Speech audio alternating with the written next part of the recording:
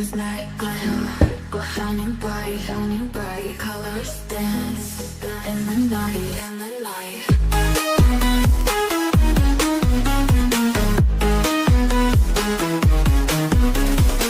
You don't owe them a thing, it's not up for debate. Is that right? Hey everybody, I have a very, very special guest today. This is Overtime with Rosee. We go way back. She's actually one of the first people I've ever talked to on video about DNA and the case. I don't know if that was like a year or two, maybe 2 years ago. But yes, we are very old friends. And you may have seen her on Evil CJ Media and Investigates. They have a great show that they do live very often. I am so happy to have you here. Rosee is a forensic and technology major. She also has a master's in philosophy. We have a great brain to pick today, and I welcome Rosee. Thank you so much for having me over. Thank you, Audrey. Aww. Hello, Evil CJ. So good to see you. And hello, Kib Kitty. It's early. So Evil CJ, Rosee and I, we go way back. We do.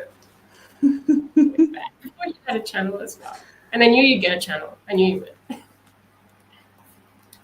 Aww. You were one of the first people who ever took interest in my work. Hello, Tara. Welcome. Tara is causing trouble from Australia as always, but we love her and we love her for that. Yeah. And so you're studying forensics and technology. Did I get the name right? Am I cutting out or are you cutting out? Oh, maybe I'm cutting out. It's always my mic. Okay. Hold on. Let me try to plug it in again. Okay, you're good now.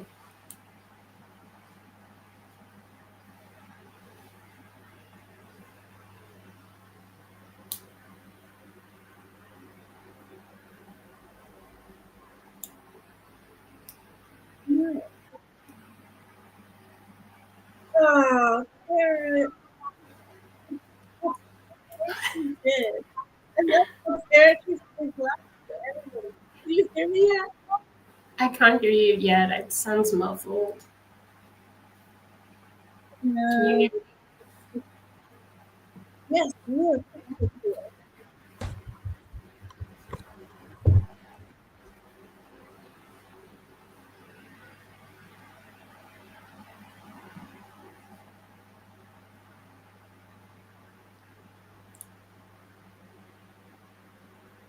Hey everyone, I think Audrey's just dealing with technical issues, but she'll be back soon.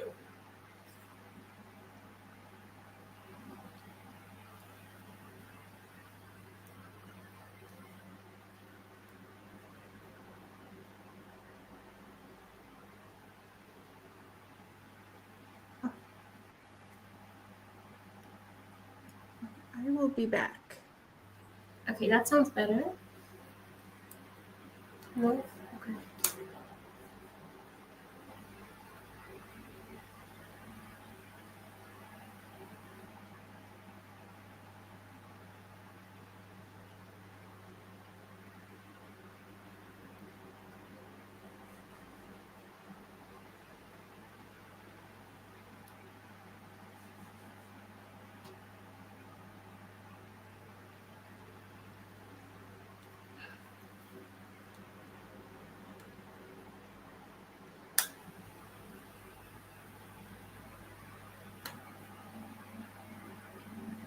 Sorry everyone, you know how technology can be. But I hope everyone's good. And it gives everyone time to wake up. I know it's really early. So thanks so much for watching.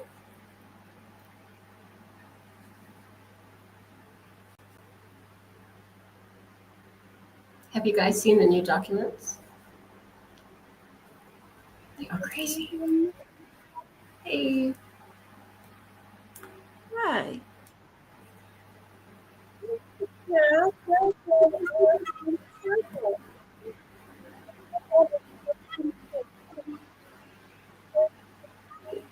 morning, CJ. There we go. Thank you, Kitty. Everybody in chat. Everybody on replay. Okay, now. So did I get the name right? The Forensics and Technology? Yeah, so it's Is a that the bachelor's name? of forensic science and technology. Okay, can you explain a little bit about what that is? So it's from a South African institution called UNISA, which is like an online university, and it's from the Department of Policing Science. So it's kind of a degree that's designed for detectives or private investigators and stuff like that. So it's not very sciencey like what you do, which is why I never understand the DNA. But it's just about running an investigation and understanding a crime scene, really, and a little bit of law. That's about it. That is so amazing. We have an expert. We have an expert in the house, and we also have Sarah D. Irish in the house. Welcome, Sarah. Oh. So can you believe these new docs? They are like explosive. Did you get a chance to look at them? I couldn't stop reading them. I had to read it again and again and again just to like make sure it was real. Like, yeah, it's crazy. I am so like, I don't know. I feel like with like judges today in the United States, they let this kind of stuff slide. They're just like, oh well. I'm so worried that's what Hitler is gonna do. But these are some like historic things. Yeah, and I feel like that's something that would be pretty difficult for him to ignore. I mean, do you think he could possibly read everything that Cyril said and be like, how could he? It's like explosive, right? That's what I thought. All right, let's see. Let me bring this up here. Go ahead. Oh. I'm going to share.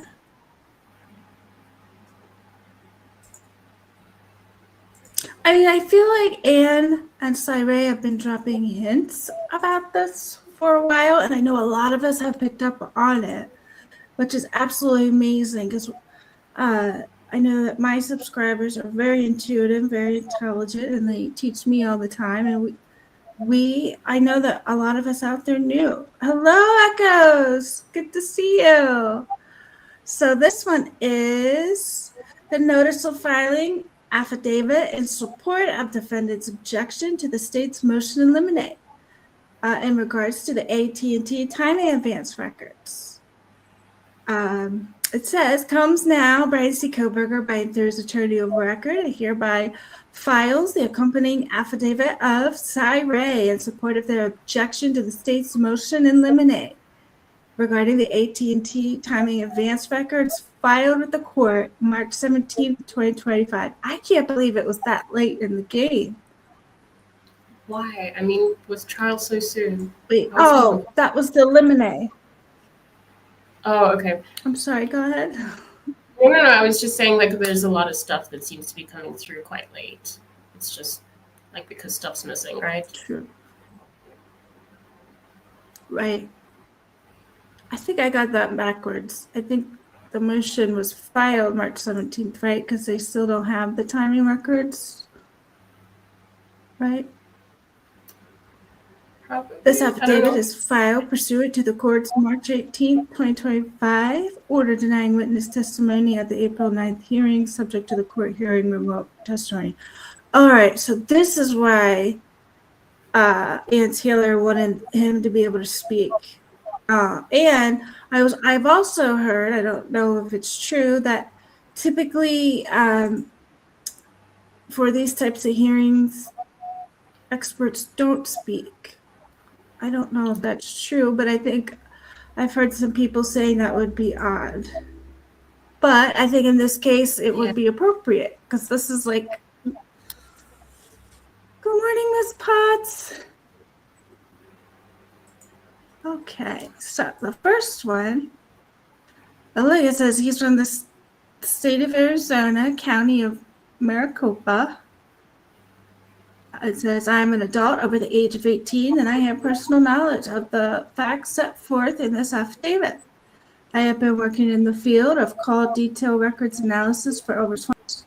I became a certified police officer in the state of Arizona in 1996. I worked with my first set of AT&T records in 1997. I spent nearly 20 years in law enforcement in primary role of detective.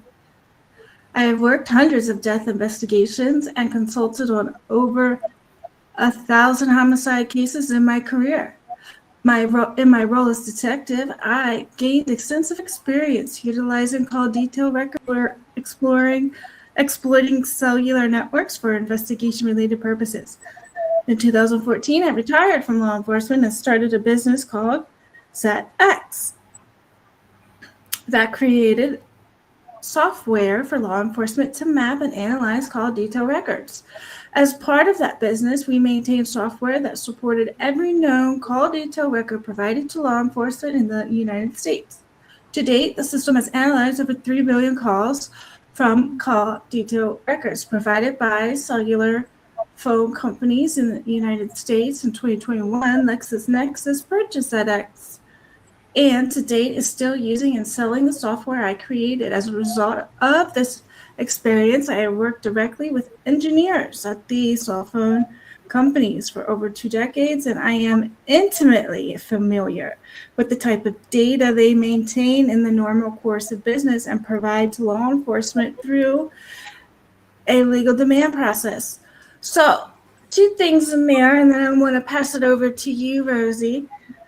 He says in here that he has worked hundreds of death investigations, I guess, as a detective. And I know it's very different from, I don't know if you guys have heard of Joseph Scott Morgan. I think he is actually a death investigator. I think that's his title. And he told us a story that I will never forget.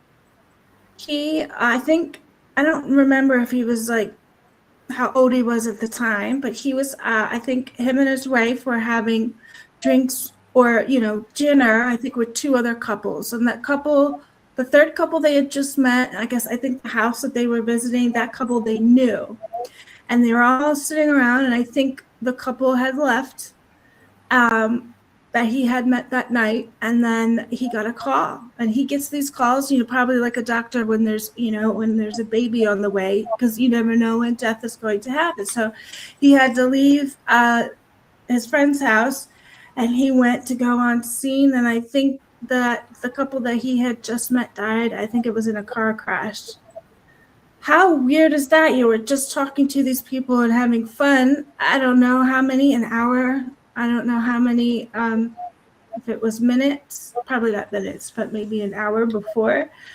And the stories that he has and the experience about that, it's like people would never think of that in their lives. Like, it's just something so far out there. I don't know how he's ever handled it. But the reason why I bring that up is because Cy, he doesn't quite have that type of work, but he's worked like crime scenes. So he knows the ins and outs of how an investigation is supposed to work, on top of all of the so-called detail records. So he's probably also intimately familiar with chain of custody.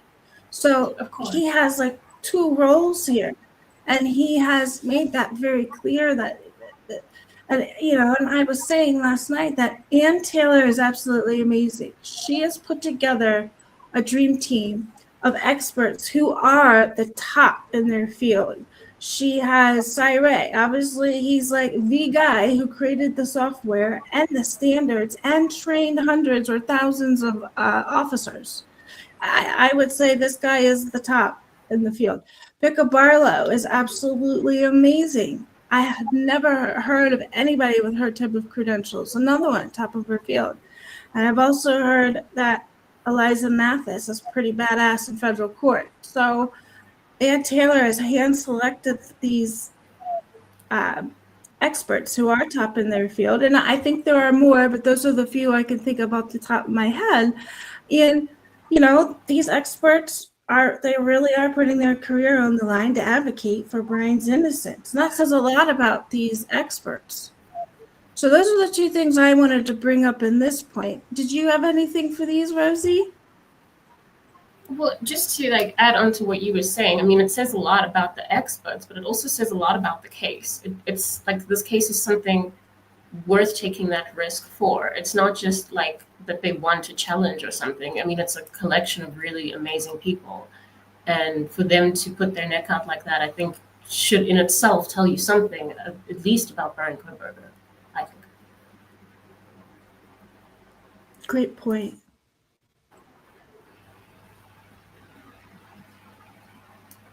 Great point.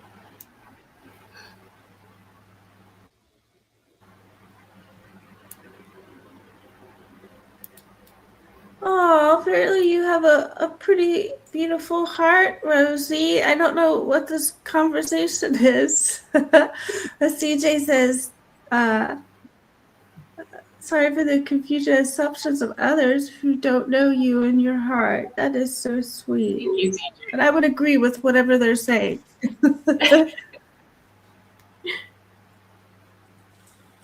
Yeah, so echoes of clarity, you bring up a great point. Even, I think, was it this? It's either this affidavit or the one prior where he says he even rarely ever considered, even just thought about working for the defense. So this is huge.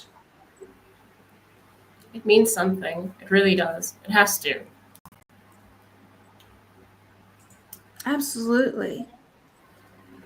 And I remember him saying the first time that I don't know if he was looking at the case like all of us saying, okay, this affidavit, that Brett Payne wrote and these maps are absolutely ridiculously wrong.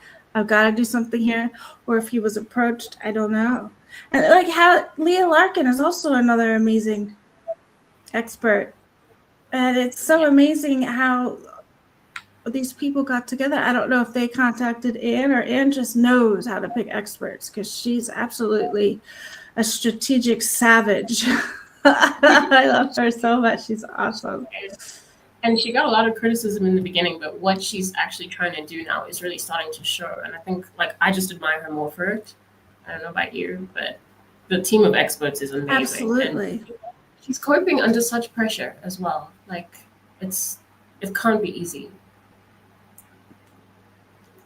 Well, and I don't think people realize she's the one threading the needle here. She's the one slowly tightening the noose. She's the one leading this.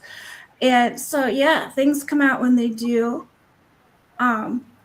Because this is all by design by Taylor. It's the most intelligent, strategic thing I think I've ever seen, especially something this high profile. All right.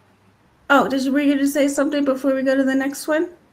No, I was agreeing with you. I said yeah. Oh, okay. So here's number 3. In addition to my law enforcement experience, I have instructed classes on utilizing cellular records in criminal investigations for nearly 20 years. I have had over 30,000 law enforcement officers attend these courses and/or presentations on this subject matter. In 2015, I created the first geolocation cellular investigation subject matter expert course in this field. Oh my, he's the pioneer of the field. He created it. He set the standards in it. Like this is the guy.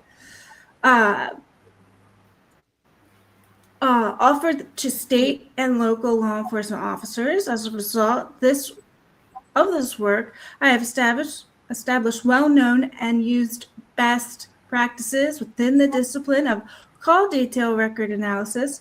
Over 1,000 law enforcement agencies have attended my courses on the subject matter of cellular record analysis to include FBI, ATF, U.S. Marshals, DEA, and Department of Homeland Security.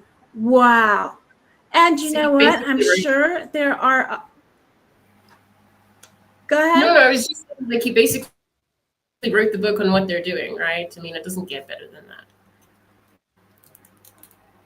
Yeah, definitely doesn't get better than that. And I'm sure there's some NDAs he had to sign, and there's probably other groups in there that he probably can't say. But yeah, I don't. How in the world did Anne find him? I don't think there's anybody who can match the person who created the field and is still the backbone of the field with the software and all of the practices that he developed. And he trained them all. Like, he's sensei. That's so great. Let's see what else. Okay, I guess we'll go to the next one as number 4. Through my work in this discipline, I'm regularly consulted by the prosecution on investigations around the world. Oh, I would love to hear what other places he's been. As recognized subject matter expert in this field, I have testified on the matter more than 100 times throughout the United States in both federal and state courts. Apart from this case, all my testimony in this field has been on behalf of the prosecution. It is only in rare cases and circumstances I have ever considered working on the side of the defense. Now that to me says he's only considered thinking about it, like on a rare occasion. Like, it just didn't ever really cross his mind ever. And then this time he actually went through all the way to the point where he's writing affidavits on the defense side. That's absolutely incredible. What do you think, Rosee? It shows you that this case is really worth something to him. I mean, and isn't he doing this for free? I thought I read that somewhere. I'm not sure if that's true, but I feel like a lot of people are just invested in the justice here. Because, as you read through this, you can see that he's really caught on to what's been going on, like a lot of people have, but he's in a position to actually say something about it now. That is so amazing. I'm very interested to hear how Hitler reacts, because not only what were we calling him last night? That he has brass balls, or he's just throwing his eggplant around everywhere. But Becca Barlow is doing that too. The way that these two are writing with such authority and confidence and knowledge and experience, and they're correct. They have all of the correct information. It's going to be very hard for, even if the prosecution does have a decent witness, I think it's going to be very difficult it's going to be very difficult for the prosecution to have a battle of the experts. There is really just no comparison here. And I know in one of these affidavits, because I think there's 2 for Sarre, he even points out, this is not a battle of the experts. This is what's going on in this investigation, which is a very big distinction. Don't you think, Rosee? Yeah, he says it's not a battle of experts because the evidence that he's putting forward is too overwhelming for it to be that. Which means, like, he's saying it's just straightforward. It's not a battle of experts. It's just saying what it is. Wow. And to be in such a position where he did say that there's so much overwhelming evidence that he's prepared to show it to Hitler. Oh my God. Oh, okay. Evil CJ says he saw injustice happening and wanted to help make sure there was justice. I think so. I agree with you. All right, now we were on number 5. Mm-hmm. I have worked extensively with timing advanced data from cellular phone network providers over the past 15 years. I have testified to the use of timing advanced data numerous times. I have created and taught hundreds of classes on this subject matter. 2, law enforcement. I am extremely familiar with the type of timing advanced records available from U.S. cellular providers, their retention periods, and the legal process to obtain those records. So, Rosee, I think this is amazing. Even though this is a very short paragraph, it says a whole lot.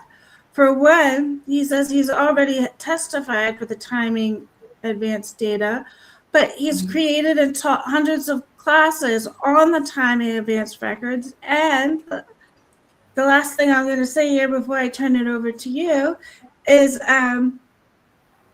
not only does he understand the technology behind these and how they're used, he also knows the administrative part of it. And, there's my area of expertise, like policies, procedures, the legal process, all the documentation that goes through, because usually that goes hand in hand with whatever subject matter, whether that's chain of custody or that's DNA in a lab analyst, whether that's in a hospital. There's always administration that goes along with it.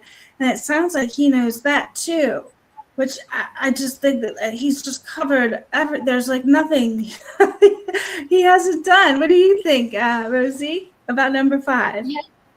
No, I agree with you. And I think, look, a lot of the stuff that he knows, he's obviously done before, and he's consulted on this so many times in addition to having, actually designed the courses. So it's I mean, he's more than just a consultant. He's actually I feel like he's almost like an auditor of what they've done, if that makes sense. Oh, great point. Mm-hmm.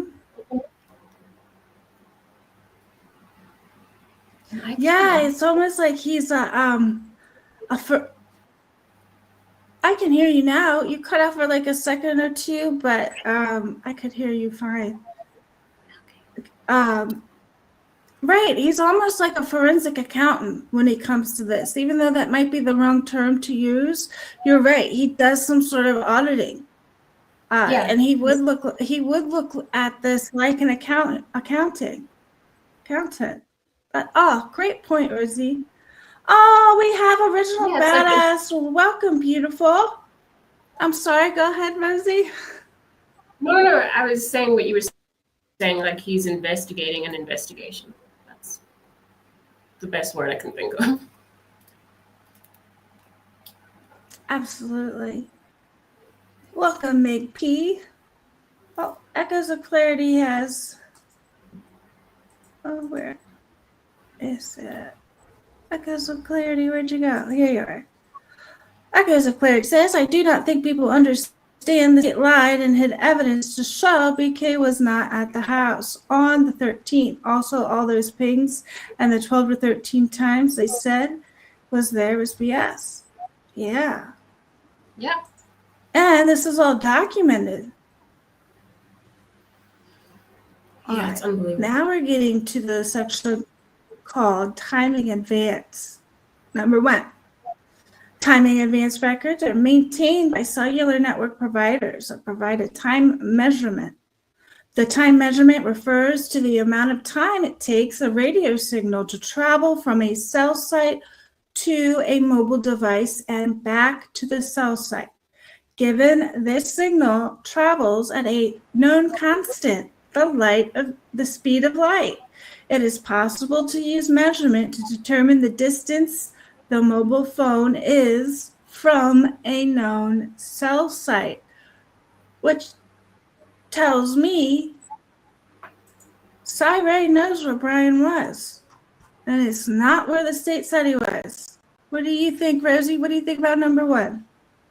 Well, they do keep saying that there's something exculpatory about the times that they're not really addressing properly, right? So if there's something exculpatory, then I think it's a pretty fair assumption that he does know where he was, and it's not where they say he was, if that makes sense. Definitely. Okay, we have Miss Potts. She says they never mapped any data for Brian's phone from June to December 2022. So how would they know his phone pinged anywhere near the house?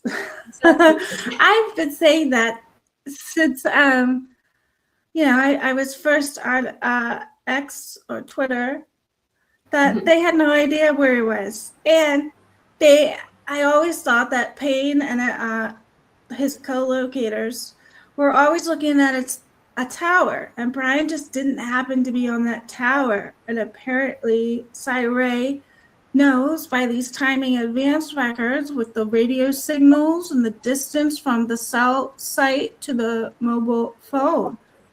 So he knows where he was. My theory has always been that Brian is on a tower, just not the one they were looking at. Hi, Jane Doe. What a great name.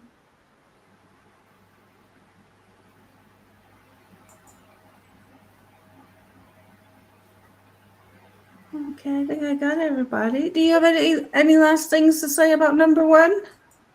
Oh no. Oh no. The good stuff is coming. All right, let's go to number two. Okay, yeah, we're anticipating that. Number two, when multiple cell sites record timing advanced data in short periods of time, it is possible to use trilateration to determine the location of a mobile device. The use of timing advanced data in this matter is one of the most accurate ways for law enforcement to locate a mobile device. There it is. This is going to be the most accurate thing to locate where Brian was. What are your thoughts of number two, Rosee? Well, I mean, I agree with you. I do think that they know where he was, and they're kind of showing up the state on their lack of accuracy, I guess. Yeah, I mean, I think he's just building to show how much knowledge he has for everything that he's about to say about them, which he should do.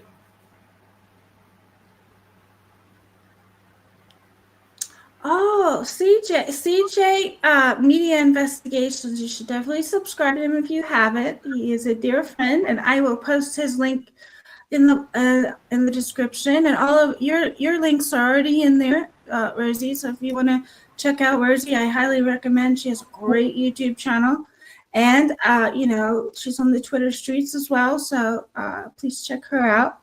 But Evil CJ, he has great footage. So when you go visit his channel, no one else has it. Where he's driving around, I think he drives the route from Pullman to Moscow to the house. I think he did that a year almost to the date. So he was there before the house was torn down, and so he knows about how his cell phone reacted. And he says here, when in Pullman, you can connect to the tower 1122 utilized.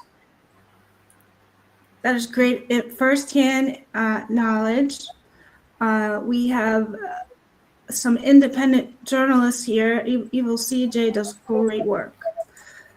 All right, let's go. Let's get into the meat and potatoes here. 3, given these records are available in a historical context, it is possible to conduct an analysis of timing advanced data to pinpoint historical locations of a mobile device at a given date and time. It is also possible to determine routes of travel, stagnation, and when a mobile device is powered off. Oh, what do you think, Rosee? Do you think Brian's phone is actually powered off, or is this saying something different? I don't think it was. I really don't. I think. Well, I mean, I don't fully understand all of this stuff. Like, I'm not very good with technology, but I really don't believe that his phone was off. Like, that's one of the first things I've always thought. What about you? Same. I always thought it was on, and just not where they were looking for it. Oh, Amanda Smith, hello. I think I saw Ro too. Welcome. Echoes of Clarity says, yes, CJ is great and have been subbed to him for over a year now. That's excellent. Hello, Typically Unique. Oh, good to see you. All right, number 4. As a result of its accuracy, requesting time advanced data has become a standard practice for all law enforcement in the United States and is regularly requested through legal process relating to a criminal investigation. This is a regular thing that they do. Standard. Yeah. Wow. All right. Moving on to the AT&T timing advance. When? In August of 2021, I was approached by an FBI special agent to assist in analyzing a type of record set identified as AT&T timing advance report, and it was the first time I was made aware of this type of data from AT&T. You know why that is significant? I want to go back up to, because the first time was August of 2021. And then where was it where he said he has taught hundreds of classes on this? I thought he did that with this too. Maybe not. Oh, wait. He did. Oh, here it is. I have worked extensively with timing advanced records from the cellular phone network providers over the past 15 years. Oh. And he has testified to the use of the timing advanced data and have created and taught hundreds of classes on the subject matter. So then we go back down here. In August of 2021, I was approached by a special FBI special agent to assist in analyzing a type of record set identified as AT&T timing advanced report. Okay, so up here, it's the timing advanced records. So maybe there's a slight difference with this one piece of data that is a part of the report, but it's a specific part. Yeah, maybe. Or it could be the same thing. Records could be the same thing. Okay. This type of record set identified as AT&T timing advanced report. It was the first time I was made aware of this type of data from AT&T. Upon request, I can provide the date, time, location, and FBI agent I assisted with this record set. Wow. Mm-hmm. So he's prepared to back up his claim there. Yeah, for sure. And it is actually a pretty serious claim that he's going to make.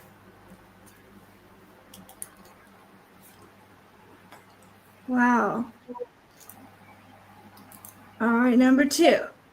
As of the year 2021, AT&T had not officially released a timing advance report to law enforcement. Therefore, the ZX software program did not yet support AT&T timing advance records. As a result of this interaction with the FBI, I obtained a copy of the timing advance report from the special agent and forwarded it to our software engineers to write code within the ZX system to support future uploads of this timing advance report format. So he integrated that into the software, and then he started teaching that. So the law enforcement, they know. That's incredible. What do you think, Rosee? Yeah, he did have to give the details back, as far as I understand, if you keep reading. But he's saying that he still has firsthand knowledge of actually doing and going through that process, and that there's a paper trail for that. So it's really interesting. He's basically just laying a framework to be able to say that there is something strange going on. Yeah.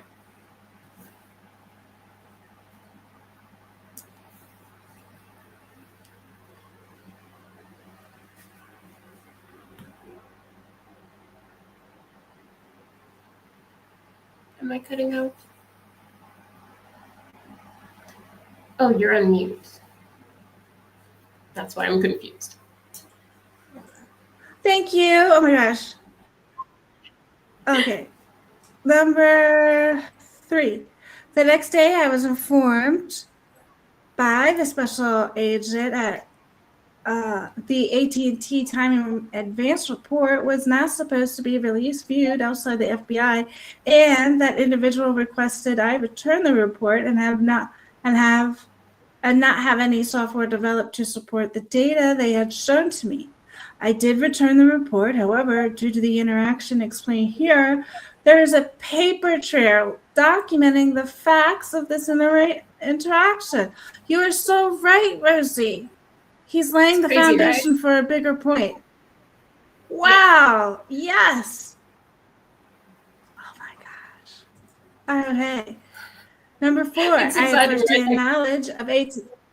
It is so exciting. I don't think I would have ever picked that up unless you noticed it. And it's No, but I'm just huge saying, like, that he is laying this it down. document. Yeah, I know. Like, I know for like some of us might look crazy because we're so excited about this document, but like I know you and I both understand this is exciting. So yeah. I keep telling everybody that this is historic right here. But before I have firsthand knowledge that AT&T was providing the FBI with timing advanced records prior to August of 2021. Wow. Okay, AT&T legal demands. 1, during my career working with call detail records from every cellular provider in the United States, I have been involved with thousands of cases in which call detail records are obtained through these companies, leading the way in establishing best practices within this field of investigation. I wrote and provided custom search words for every provider and distributed them to thousands of law enforcement officers in the United States, assisting them in the legal process of obtaining the vast and ever-growing amount of data sets offered by cellular providers. Wow. Number 2, I've worked with AT&T Global Legal Demand Center, the GLDC, for over 15 years. I have firsthand knowledge that the AT&T GLDC is one way, not the only way, for law enforcement to obtain call detail records from AT&T. Rosee, I've got to ask you, is he talking about ways that I think so. maybe are kind of around the bush? Like, I think that he's implying that really, but he's not like he's being clever. He's not going to straight up say it, but he is just pointing out that there's something not so good going on here. Like really, yeah.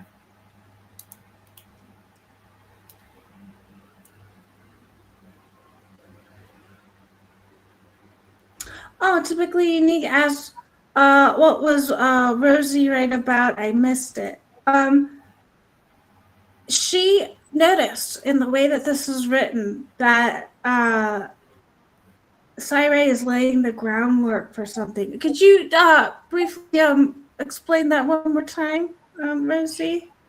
No, so I think he was just saying that he has some experience with dealing with this process, and even though he was forced to like give that information back, he still knows that it's possible, and he still knows that there is at least a paper trail for what he almost developed. So he knows that there's like a couple of ways to do something in terms of these call records, and that the one way that's straightforward might not necessarily be the only way to do it.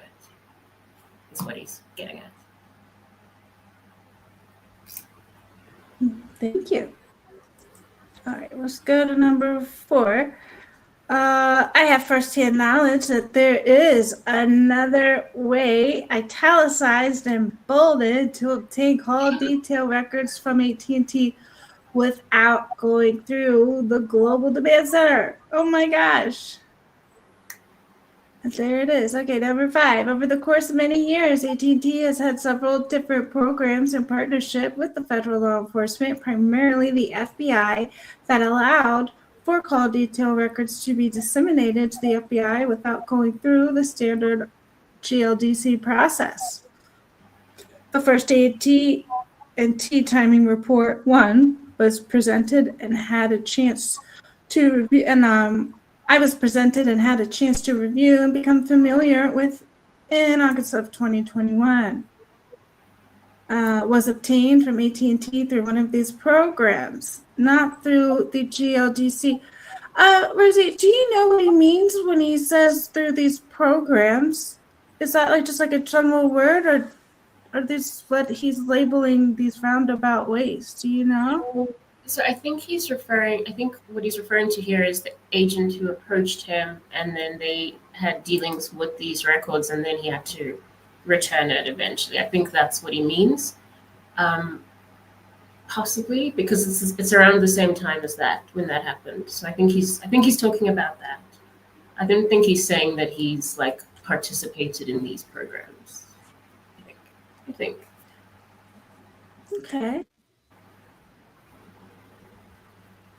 Evil ZJ Media and Investigations says he has the background knowledge of how things can be manipulated and can break it down like a magician, as someone can explain the trick that fools your eyes. Wow. Exactly. Well said. Exactly. Too Fast for These says Cybate just gave all his info to be Brian's alibi witness. He did. They got it in anyway. Wow, great for pointing that out. What do you think about that, Rosee? No, I just think like after being denied to speak at the hearing, this was probably the only way you could do it. So he had to like just make sure he got the information out somehow, right? Right.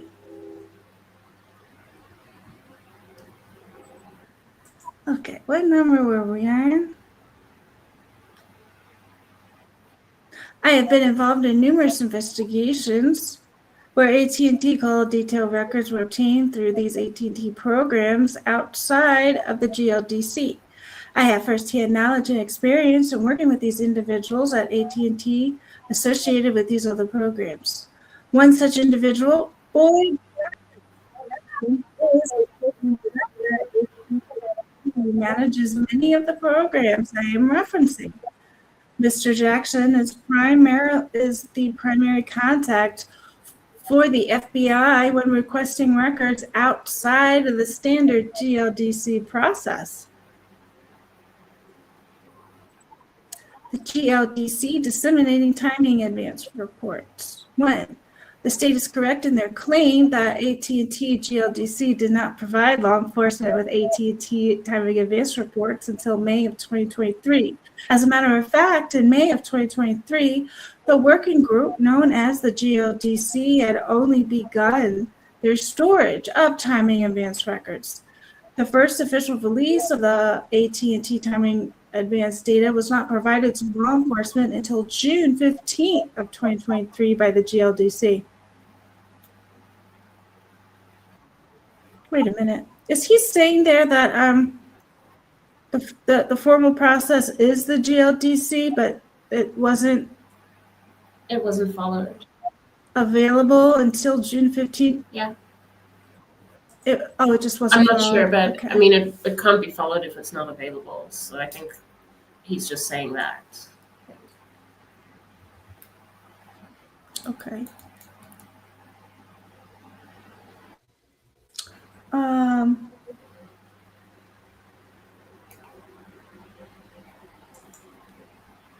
Tara says, all the experts have to submit a written report. The oral argument isn't always necessary unless the judge needs more. Great comment, Tara. Sarah Swift says, to me, it sounds like he's threatening to expose them and saying he kept their emails as evidence. He did. I think you're right. He has a paper trail.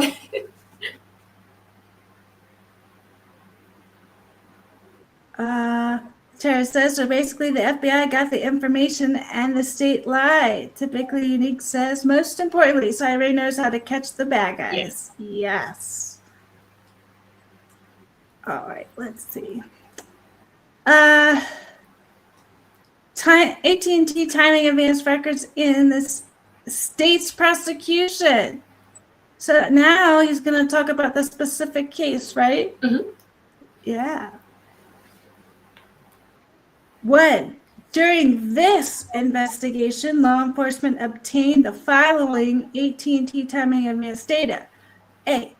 2 of the victims had AT&T phones. Law enforcement obtained AT&T timing data on both their phones.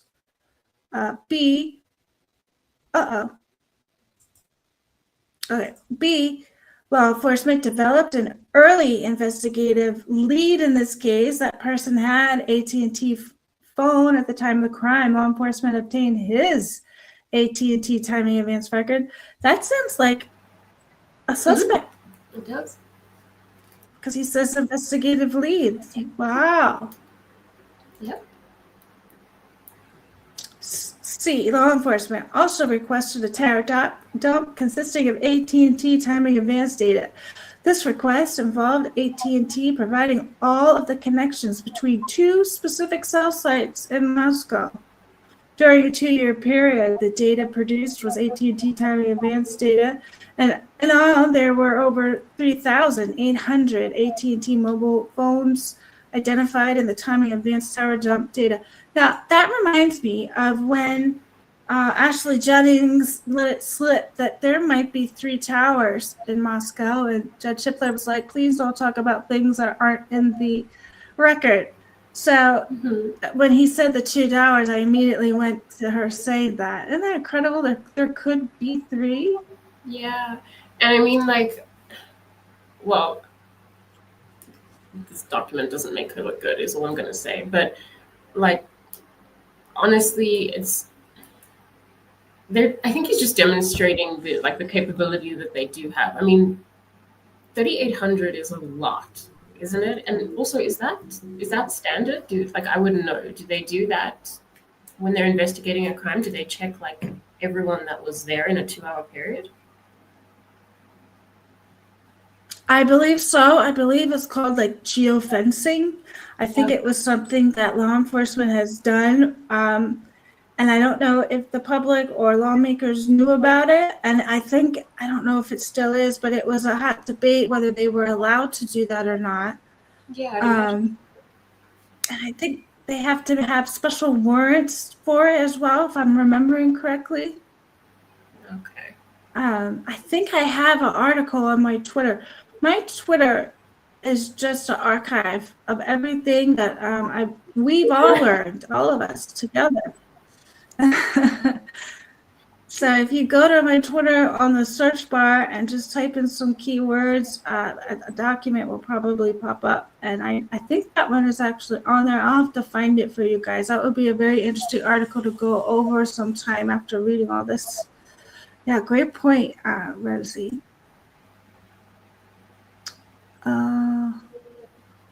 Number 2, the AT&T timing advance data was obtained by the FBI using an internal source at AT&T. Mr. Boyd Jackson was not associated with the GLDC working group. GLDC was not used to obtain this data. A forensic examination of the AT&T timing advance records in the state's possession show Mr. Jackson's association with the type of reports. This is what you were saying, Rosee, that this is like the auditing that he can also do. Like, did he do a forensic examination of these AT&T timing advance records? I mean, I don't know if it was him, but he certainly has access to some kind of information, like forensically, because it's not just a record in itself. It looks like he can see how it was obtained and all of that. So they're not really able to hide anything now.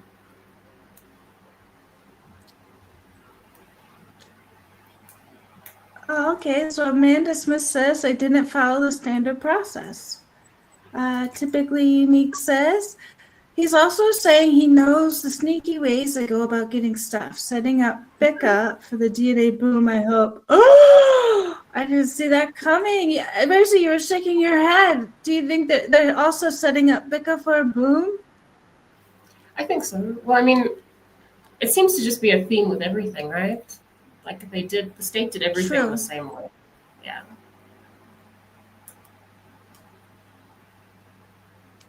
Oh, good morning, Daphne Kane. So good to see you. Oh, typically Unique says somewhere in there is the real perps data. Yeah. Yeah, especially if Side Ray is saying even if a phone's turned off, these timing advance records will show information, and it looks like they have the timing advance records for that suspect that was prior to Brian. Good point. Good point, typically Unique. All right. page. Here we go, number 5.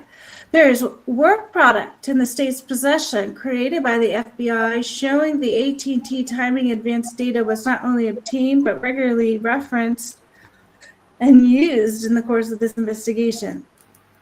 Its existence is well known to the investigators and prosecutors. Chain of custody. The state has provided a certificate of authenticity, the COA, to defense in relation to the timing advance records described above.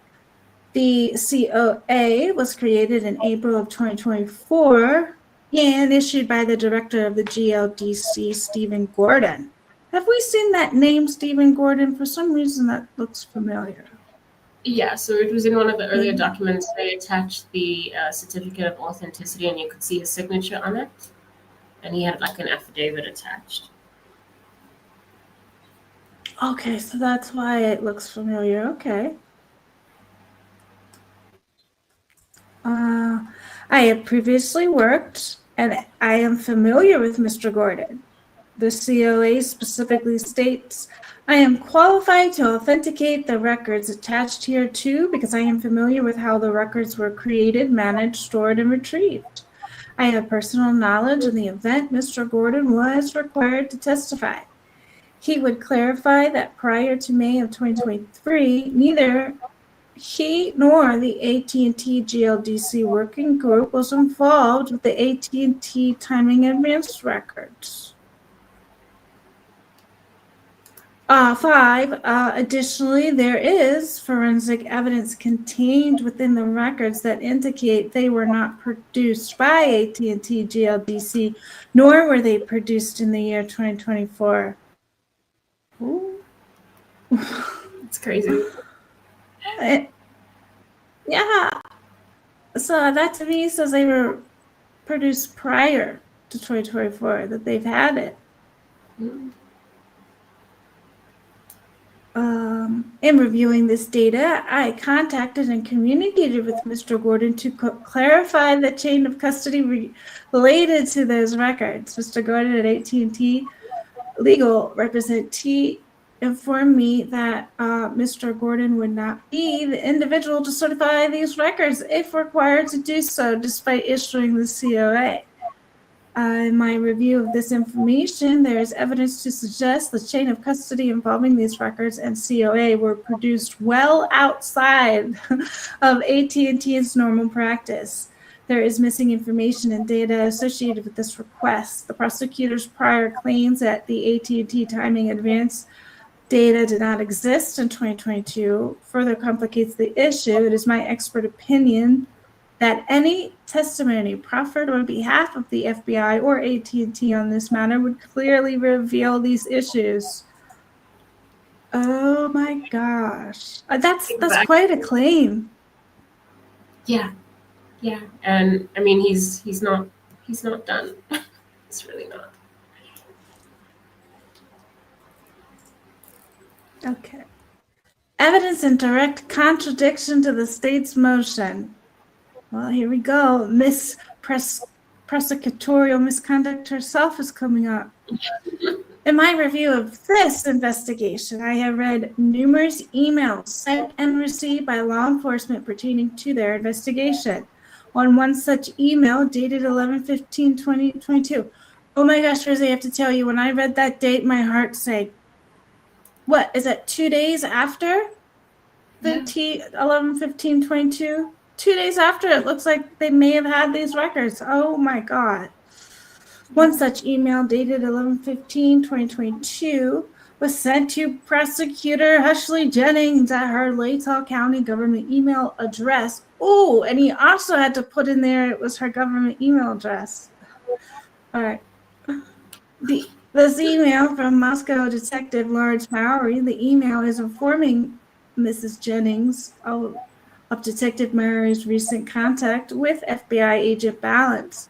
Special Agent Balance informed Detective Mowry that AT&T can provide timing advance data and to make sure it is listed in the search warrant. Detective Mowry is specifically asking Prosecutor Jennings to make sure the AT&T timing data is listed in the warrant.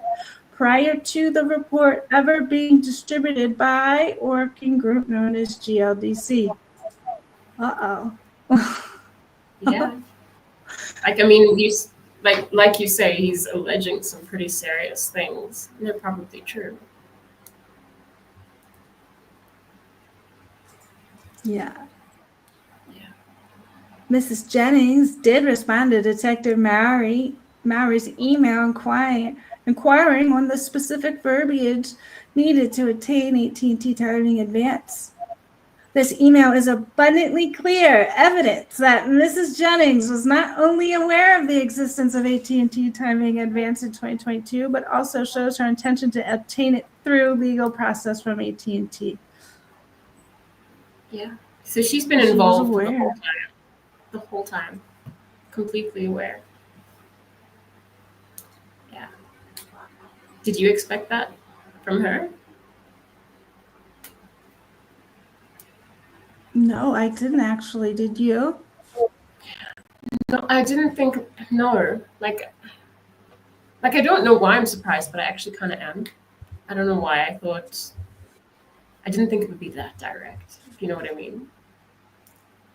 Mm-hmm. That's exactly how I felt. Yeah. I thought this would be Bill. Yeah. We don't know the extent of Bill either, but for now, I'm pretty surprised. True. Still sinking. Yeah. This is a lot to take in all at once. This email communication with Prosecutor Ashley Jennings is the same Prosecutor Ashley Jennings who filed this current and contradictory motion stating AT&T did not produce timing advance record in 2022. Uh-oh. This is all documented. There are documents that say this. And that will be on record. That's huge when it's documented. Document everything. And it is. Oh, Evil CJ brings up a great point. Has Bill Thompson become a scapegoat as well as the two surviving roommates in pain? Maybe. Oh my God, if that's true, who's running the ship? What do you think? Who's running the ship then, CJ? You're probably right, though, but that makes my brain go, boop. Yeah. Oh, right. Hello, Dawn. Dawn says, Sai is swearing by affidavit.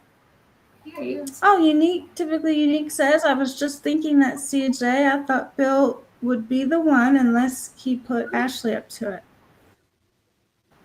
Oh, Evil CJ says Mr. Green. Like he always has. Okay, yep. There is clear and convincing evidence that not only was the FBI able to obtain AT&T timing advance records in 2022, but they did so with knowledge of the prosecutors involved in this case. There's multiple prosecutors. That's a good point.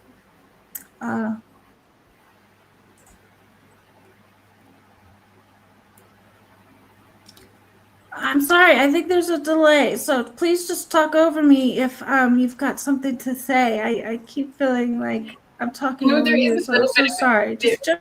No, I will. There's a little bit of a delay, but it's fine. Okay, just jump in. Okay. Missing AT&T timing advance. Oh, it has its own title. Just missing. Number one, in my review of this investigation, based on my training and experience, it is incredibly unusual that the defendant's AT&T timing advance reports were not obtained by the FBI. The FBI demonstrated their ability to obtain AT&T timing advance records in November of 2022 by obtaining AT&T timing advance records for over 3,800 mobile devices, none of them being the defendant's. Oh. When it comes to location data from AT&T, timing advance data can be some of the most accurate data available. Additionally, it contains connections to the network other than the typical voice, text, and data connections. This allows law enforcement to not only see more data, but more accurate data. Anytime a defendant's locations are in question, a time advanced report would be asked for as standard operating procedure. Moscow Police Department, by way of the FBI, and with the knowledge of prosecutors, demonstrated their awareness of this standard procedure when they obtained AT&T timing advance on over 3,800 mobile devices. Rosee, you know what? This reminds me of Stickergate, where was it the Moscow police that was on trial? Somebody was, and it took them over a year to produce I think it was the body cam of when the officers were interrogating a minor without the parent present about putting stickers up in Moscow. So that Moscow's known for holding on to evidence that they say they lost for over a year. Yeah, they've got some interesting habits. Let's just say that. That's right, interesting habits. Okay.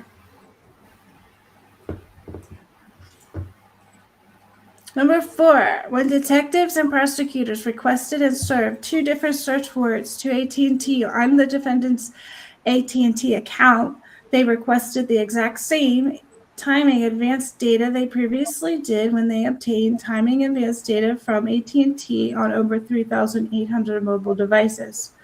Isn't that convenient that there's one that was missing, but they have 3,800 other ones? That's very unbelievable. Convenient. Oh. Yeah, CJ says Brady Giglio, of course. If this wasn't the original one, I think they've got another one now.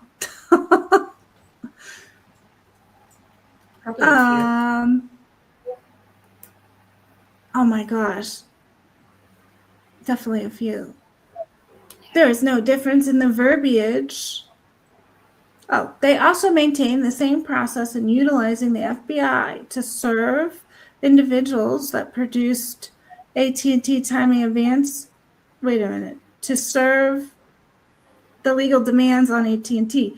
There's no difference in the verbiage, legal process, or individuals that produced AT&T timing advance data on 3,800 mobile devices and the request for the defendant's AT&T timing advance data that allegedly yielded nothing. So I find this very interesting because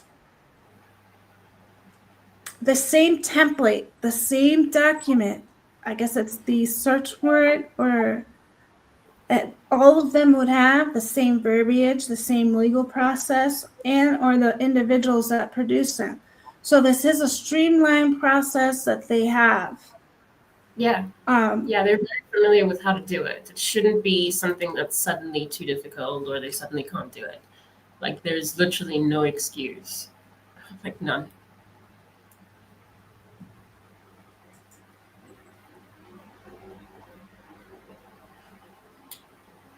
Additionally, on December 23rd, 2023, okay, this when he says December 2023, it reminds me of when he was testifying at the 4th and 5th motions to compel. If you haven't seen those, I have a lot of clips of those on the channel. There's definitely some shorts and some videos. And I think he said, was this the day that the wheels fell off the wagon? It was either the 20th or the 23rd of December. I can't remember. I don't remember. But either way, I remember him saying sometime in December was when the wheels fell off the wagon for probable cause. Additionally, on December 23rd, 2022, the FBI sent a communication directly to AT&T specifically detailing the request for the defendant's AT&T timing advance records. There is no reason to believe AT&T would not respond to this request. Yeah. Uh-oh. CJ says, you always need patsies. This is true. Yeah. This is how you do business. Right? Oh my God. 100%. There's always this. It is my expert opinion AT&T timing advanced data did exist for the defendant's AT&T mobile device in 2022. It was requested from AT&T by the investigators involved in this case. The investigators previously demonstrated their ability to obtain AT&T timing advanced data in 2022. Failure to produce the defendant's AT&T timing advanced data is either a gross deviation from standard practice or intentionally withheld from release and discovery. Okay, conclusion. It is my expert opinion in reviewing all the evidence that has been disclosed by the state that A, AT&T timing advanced data was available on the defendant's phone in 2022. B, there is overwhelming evidence showing the state obtained and using AT&T timing advanced data in the course of the investigation in 2022 over 3,800 AT&T mobile devices other than the defendant's. C, there's no doubt the author of this current motion, prosecutor Ashley Jennings, knew or should have known AT&T timing advanced data did exist in 2022. She was directly involved in the legal process obtaining it and was aware of work product created. I think that's a key word there, right, Rosee? Work product? Yeah.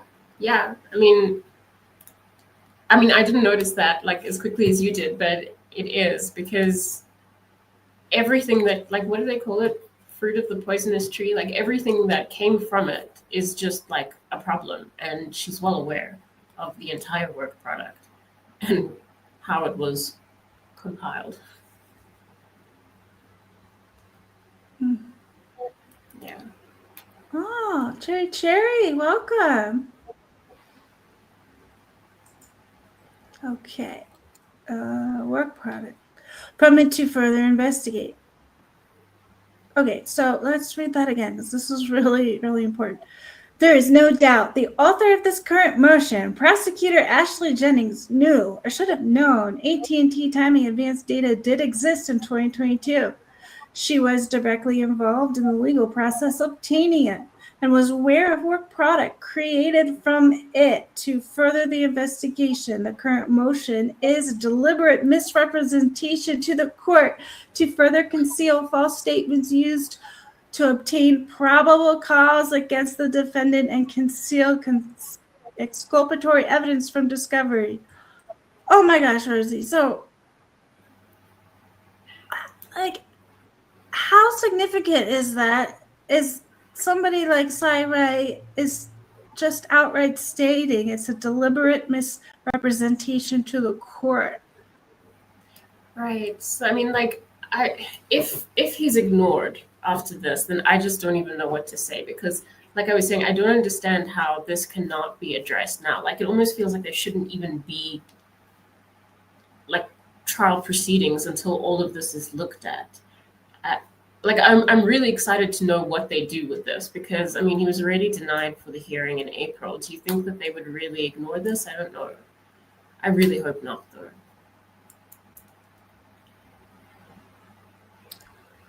I don't know. With this case, I got worried about the legal system because it looks like Judge and the prosecution and Hitler, they're just letting all of this slide, and Payne basically was on the stand at least twice in Hitler's courtroom, and Hitler didn't think twice about that shady testimony that Payne provided, and that's worrisome. Yeah, no, I know exactly what you mean. But this document, everything he's saying is really bold. Like, they can't ignore this. I mean, I hope they can't. Me too.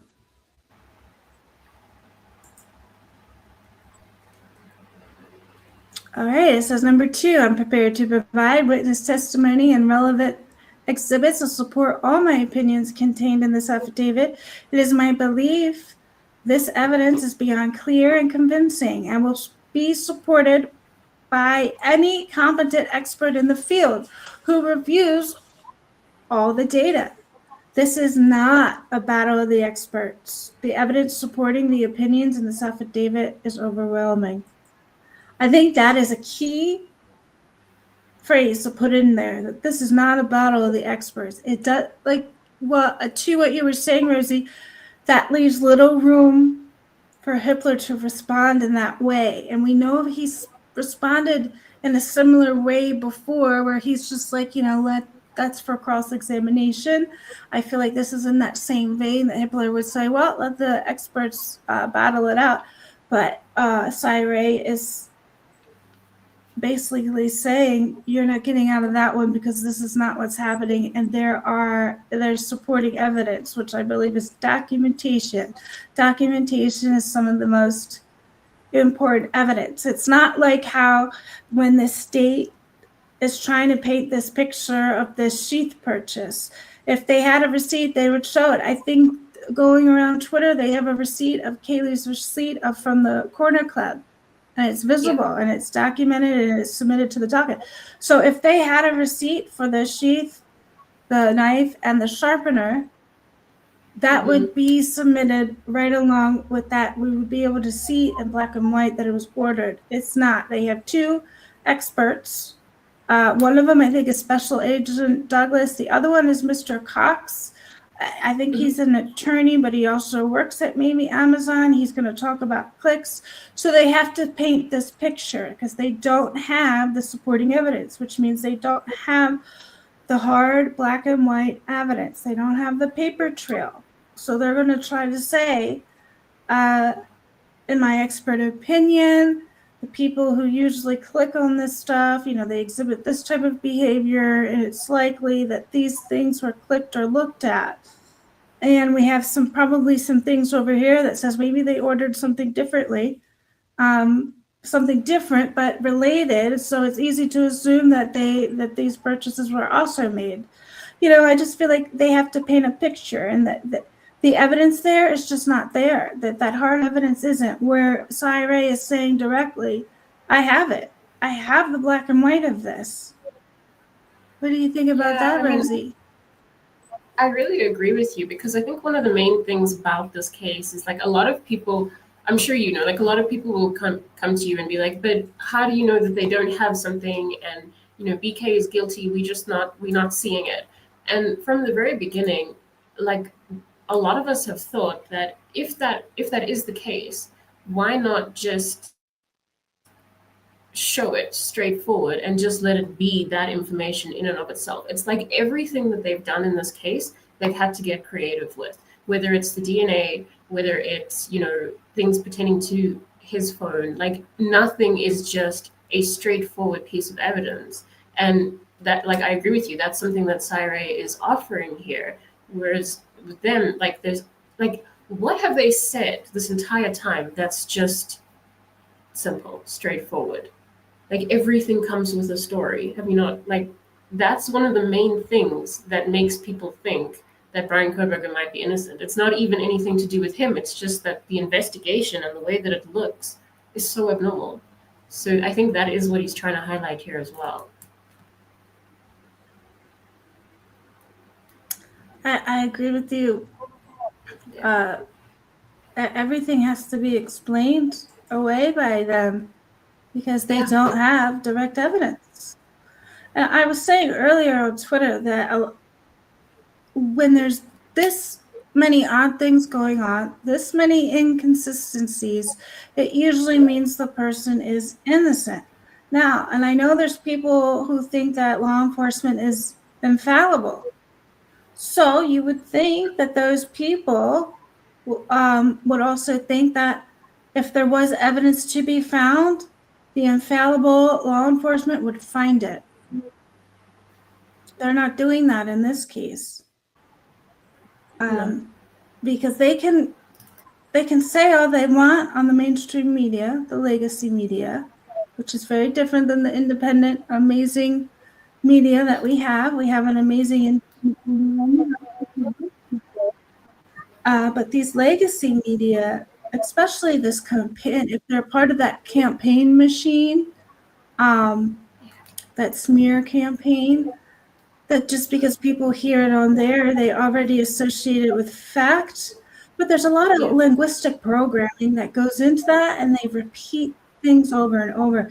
And when you repeat things and you use certain words, that is an informal term for it would be brainwashing. And I know people think that that's out there, but no, it's documented in science, and the real name for it is neurolinguistic programming, and it's definitely being used in this case.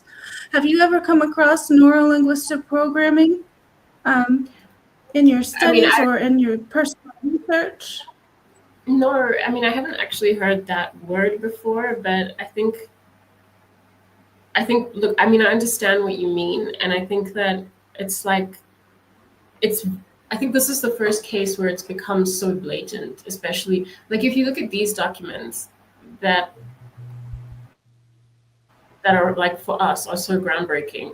I can almost guarantee that the majority of the mainstream media is not really going to touch on them in the right way. And that's just becoming more and more like glaringly obvious, where they're just like looking for little things that are so exciting, like, you know, a mask or something, and then they're ignoring this concrete evidence.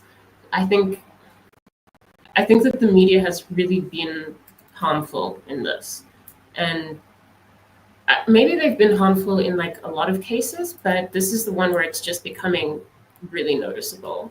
So my experience of this, like to answer your question, is like I think this case is probably my first experience of it, but it's also like the first American case that I've properly looked at as well. So that's probably why, because you guys get a lot more information than we do here on the cases. So I completely agree that they probably have been doing this before, but this is the first case where I think a lot of us are like, wait a minute, something is going on here. And then it makes us question, wait a minute, have they done this before?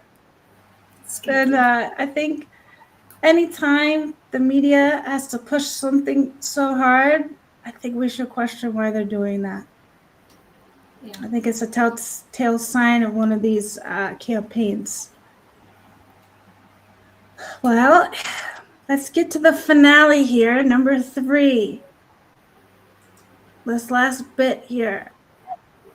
In my nearly 30 years of working with and for prosecutors all over the United States, what a bold statement to just start out with that there. I have never witnessed such a deliberate attempt by prosecutors to mislead the court on evidence in such plain sight.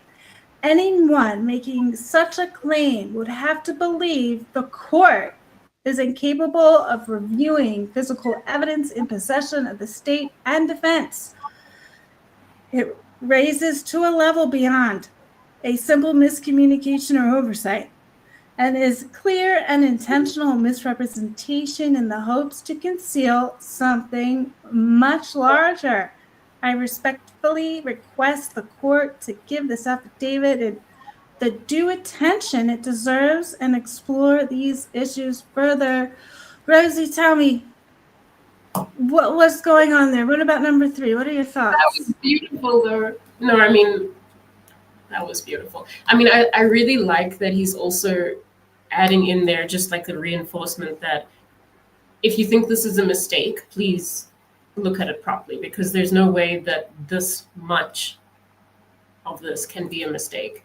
And I mean, it's like the most straightforward and just head-on statement anybody's made about this case. And I think that you know what, it's just about time. Like it's probably just getting too much, and somebody just has to say it, and he did, and he said it so well.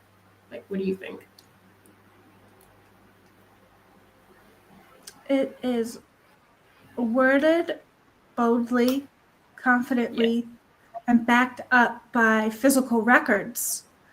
And it also, I think he's also calling out the court again here. I think this is at least the second time that I've noticed. There's probably more, because he called it out when it's like, this is not about all the experts. And again here, he's saying, anyone making such a claim would have to believe the court is incapable of reviewing physical evidence in possession of the state and the defense.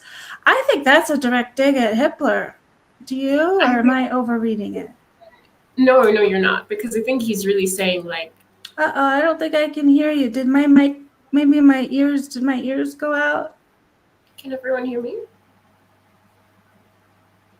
Can you hear me? Can anyone hear Rosee? I can't, or is it me? It could be me. I've been having so many technical difficulties all over the place. Can chat hear me? Let me see. Just let me know if you can hear me. It says, oh, look, I can edit stuff. Mic volume, I can turn you up. I can't hear you. Is that me? Maybe I have to come in and out. Oh, you can hear Rosee. Okay, so I have to come in and out again. All right, I'll be right back because I can't hear you. It's probably definitely my stuff. I think I need a new mic, guys. This one is just not doing it. All right, I'll be right back. Okay.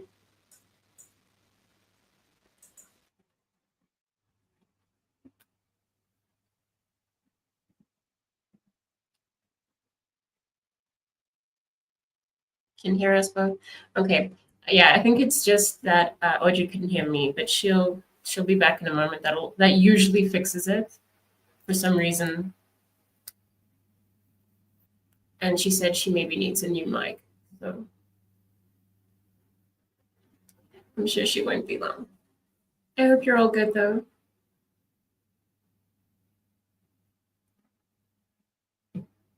You love Syre. I do too. I mean, after this, the respect that I already had is just maximized. I think that this is a really, like Audrey was saying, it was history in the making. And I think that she's right. You're welcome, CJ. Thank you for being here as well.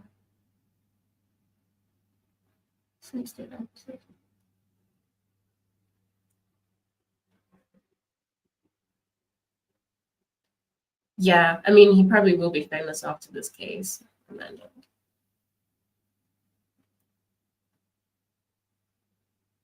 And he says he's consulted worldwide.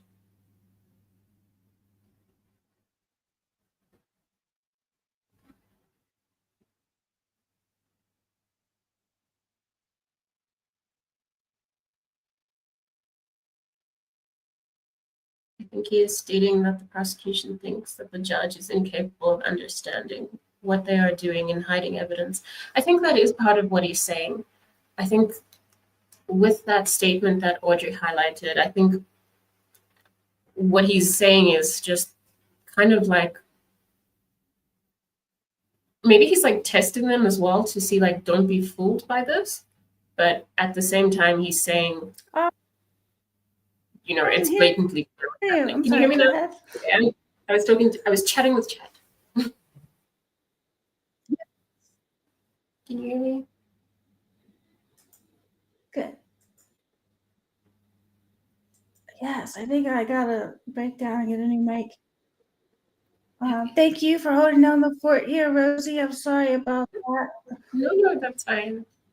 Oh, Eddie! Oh my gosh, Eddie, it's so good to see you.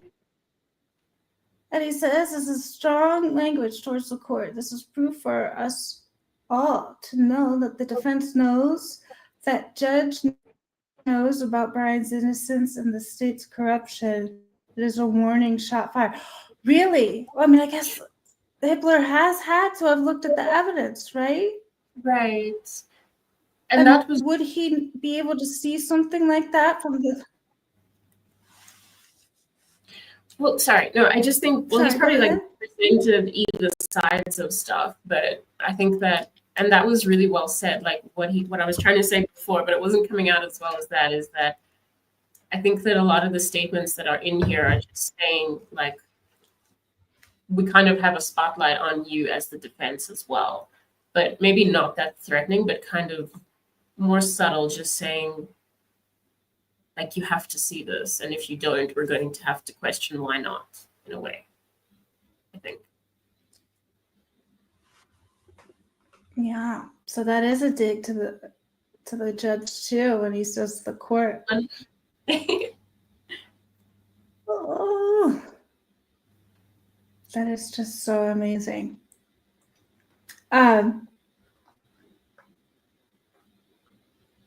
So I don't know how much time you have today. Do you have time to go over another document? I can go over one more. If not, that's totally okay too. No, I'm good. I'm good. Great. Sorry about the delay. I don't know if it's on my side or your side, but It's probably I think it's fine. getting okay. Well, you said you think it's getting worse? No, I think it's getting better. Oh, okay, good. Yeah. Yes. Need some C's. Welcome. Okay. Do you have a preference of which one we go over? Do you want to go over one of what was it, the inflammatory evidence, or the other side affidavit? Maybe we should go over the other side affidavit. Let's see. Probably. Where is it? It is the vague and undisclosed.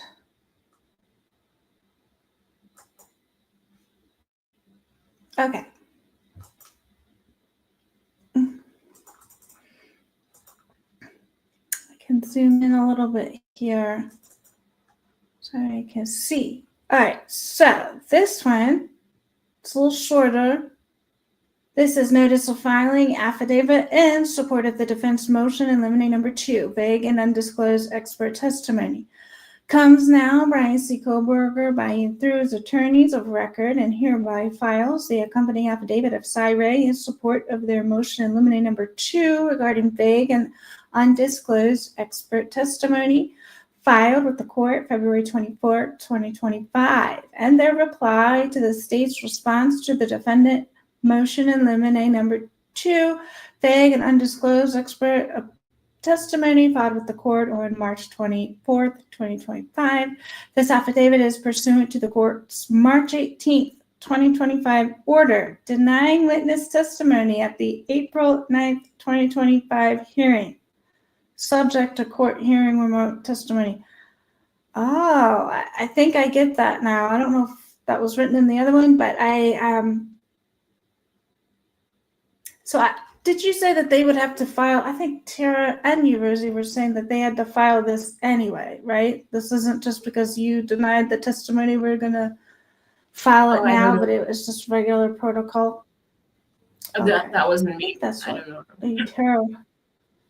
Maybe. Okay. Yeah, I'm still learning a lot of these things too, guys, so I'm not sure about that. So this is vague and undisclosed expert testimony. Special agent and balance. So we're specifically talking about special agent balance. And he says he's over the age of 18, and to avoid repetition, all of his other things were in that motion we just read, or the affidavit we just read. So now, in pertaining this affidavit, I have reviewed the motion in limine number 2, vague and undisclosed expert testimony filed by defendant on 2/24/25. I have reviewed all of the state's responses in reference to this motion, as well as S.A. Balance's draft report and final report. I am addressing the matter of the FBI Special Agent Nicholas Balance's anticipated testimony in this affidavit and what has not been disclosed. I have reviewed the initial reports, final report, first disclosure, second disclosures, and now the third disclosure. Despite this progression of disclosure, Special Agent Balance's opinion on the relevant issues at hand still have not been disclosed. 6, I have reviewed disclosures in reference to Special Agent Balance's interpretations and opinions relating to AT&T call detail records. They are vague and at sometimes contradictory. At this time, I am unable to identify his methodologies and/or resulting opinions on most of his work, preventing me from any real analysis to determine the basis of his opinions. Now, I think that that's important there because the methodologies, I think, are supposed to be known so the defense can confront the witness. Yeah. So when their witness is saying, I can't respond, I feel like that's a huge violation right there, right? Yeah, I mean, it's standard practice to do it one way, and they're acting like it's not a big deal and that they can just, pretty much how they do it with everything, right? Like they can just give an outcome and not even Just explain say what. it. Yeah. That's their style. Mm. All right. Number 7, the disclosures in reference to the facts and data relied on by Special Agent Balance to form his opinions regarding AT&T. So what was that? Hmm? Oh, no, I said AT&T sold good word. It's like it summarizes special agent, which is actually hard to say. So, the first agent. Yeah, it's so hard to say.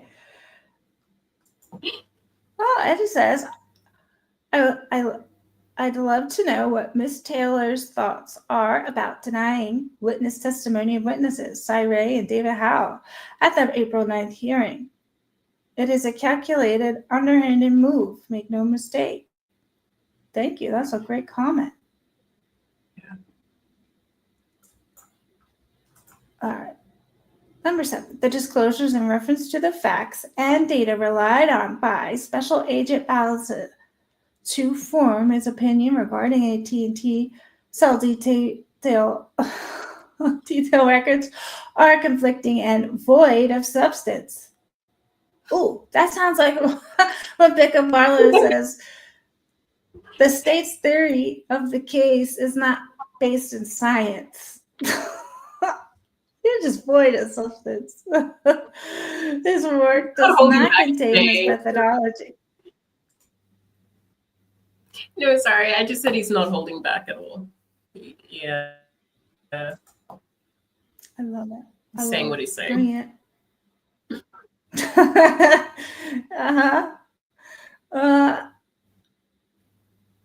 His work does not contain this methodology other than a paragraph. He does not mention AT&T hand-up data, drive test mapping, or any other critical methodology required in this analysis. The report does not provide explanation why Special Agent Balance may or may not rely on AT&T data, preventing me from any real analysis of his opinion. I regularly work as a subject matter expert, and it is standard in my field for experts' opinions to be well documented and based on accepted best practices or methodologies. The facts and data relied upon to reach an opinion are known and disclosed. Special Agent Balance's work is a departure from the field standard. He has not disclosed his methodology and analysis for his opinions.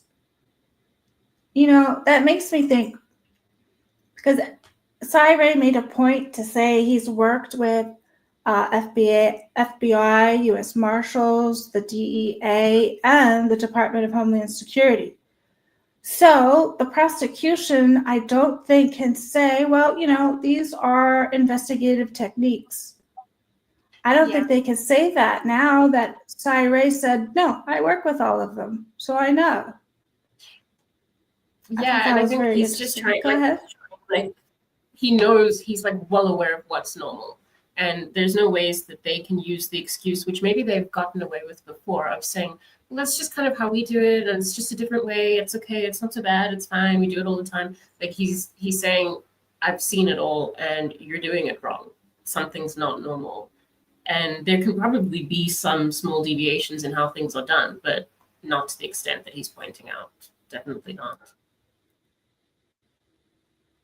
That's a great point. Because I know before in the past, especially I think around the IGG, the state kept saying, well, we don't want to divulge, you know, investigative techniques. And the way Cy Ray has worded it and his experience, I don't think they'll get away with that in this argument. And I know that if they could, they would do the same thing. They would. They would love to. They would love to. Okay. So A, this is partially due to contradicting methodologies that have been disclosed. B, this is partially due to vague work product absent of any real substance as to facts and data. Geez, this is like these experts are saying the DNA, there's no substance to it, for the transfer, the mechanism, whether it's direct or indirect, there is no substance to that. And now they're saying there's no substance to your cell phone data. So what's left? Like, what are they trying to say? There's no substance to anything. It's mind-blowing.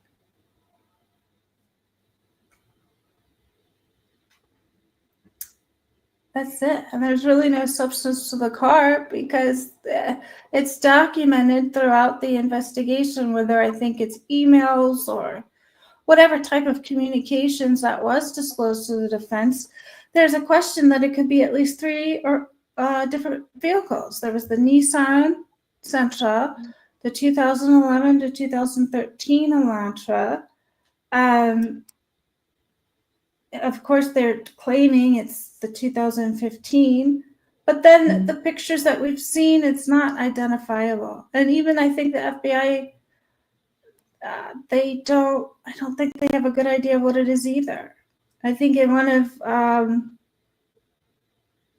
somebody pointed it out, which I think it was one of the state's recent filings, that they called it two different things. There was like the suspect vehicle and then the defendant's vehicle. So like they have two different words for it. Mm-hmm. Which to me signifies they are talking about two different vehicles. And if I feel like I'm just a layperson, and if I can determine that, I'm sure Anne and anyone else, they can clearly draw a distinction between those. So you're right, Rosee. What do they have if all of it is falling apart? Yeah, I think that the whole thing is cracking open now. Like, I don't know. Well overdue. Very. Okay, let's see here. C, this is partially due to changes that evolved through iterations of work product without explanation and documented by facts and data as a basis. 9, I did not note that Special Agent Balance has a dual role in this case. He is an expert witness for the state, and using these same skills, he was involved in the actual investigation from the onset. He was co-located with investigators throughout the investigation. His opinions, interpretations were relied upon by investigators and prosecutors. These interpretations and opinions found their way into every probable cause statement supporting search warrants against the defendant.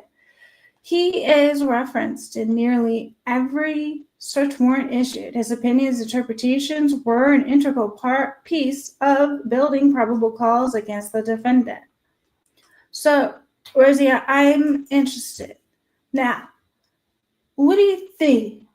Is there significance to Special Agent Balance not only being an intricate part of the investigation, but an expert witness? And I know that can happen, but he is I think he's more specialized than the average police officer. What do you think? Yeah, he is. And I think that the way that he's explaining that is actually almost kind of funny, because he's making it sound like he's contaminating everything that's happened, and like all of the probable cause and stuff has one source, and all you need to do is say that there's a problem there at the source, then everything else just looks bad, right? And I mean, I wouldn't really know too much about him having a dual purpose, if that's good or bad, but I think that if there is a problem with his work, then the more involvement he has, the worse. That's all you can really say.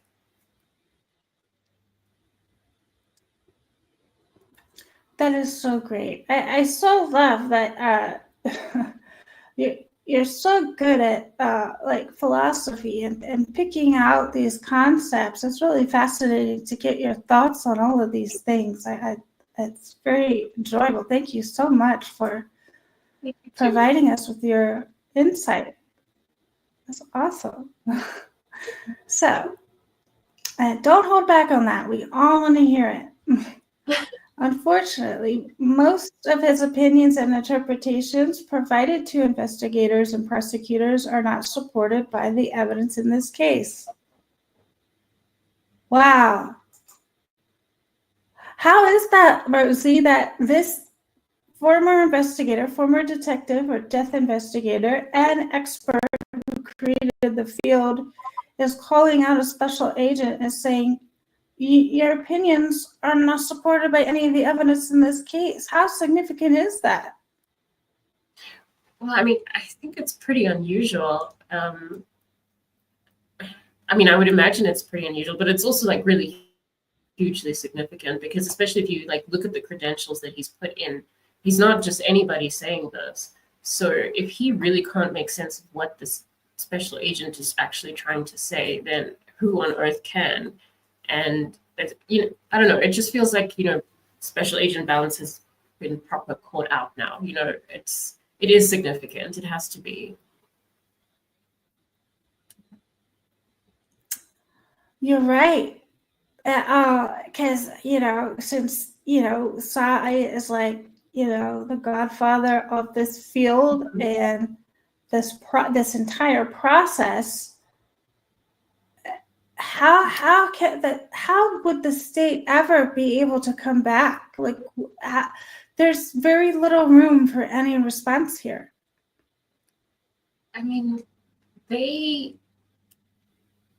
have surprised me before when something seems obvious and they just come up with something and I'm just like, how did you even come up with that? But with this, I think that it would be quite difficult. I think that this will really depend on whether the judge is going to take a stand at this point, because it's like you can't ignore this anymore. That's pretty much what he's saying, right? Yeah.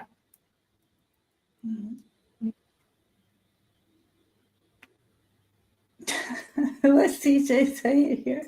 CJ says, Bowers and ballots have no boomage. Right? Yeah. CJ also says, Rosee is amazing. She even broke down the 911 call with very interesting thoughts. Wow. Thank you. So we're all gonna have to check that out too. I'm interested to hear what you had to say about that. Am I cutting out? Are you cutting out? No, I'm sorry. I paused for a second. It was probably me. Can you hear me?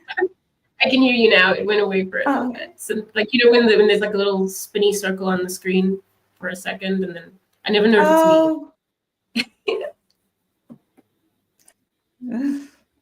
It's probably me. So, all right, here's B. It is this very reason I was awaiting Special Agent Balance's report detailing the facts, data, methodology, and analysis relied on to make such egregious errors. I expected to see work that explained the conclusions as well as properly addressing omitted analysis and errors in the work. C, the omitted work in this case is exculpatory to Mr. Coworker. So Sai Ray was like respectfully just waiting. Well, I guess he didn't really have a choice to say, okay, when is the evidence going to come? Yeah. And I think it's also important that he said that what's omitted is exculpatory, because that like further entrenches that it's not a mistake. It's like, that's just not how it is. This is something that is happening around what's exculpatory. And that shows that there's some kind of intention around it, I think. Wow. That is a great point that you point out there. Wow. Well, here we go. Look, it's going to go further on to explain exactly what you're getting at here. Oh, am I on mute? No. Okay. You so, were yeah, he's going to go on.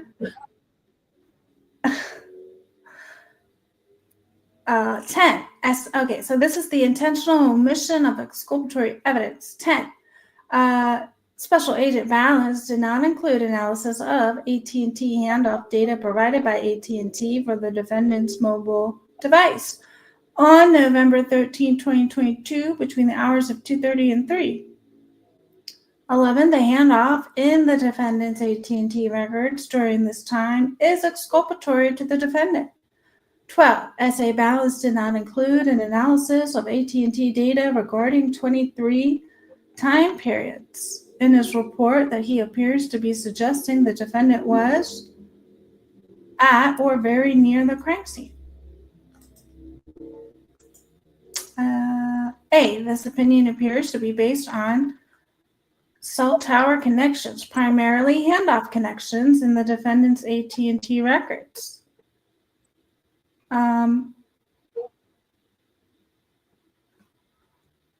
B. It is difficult to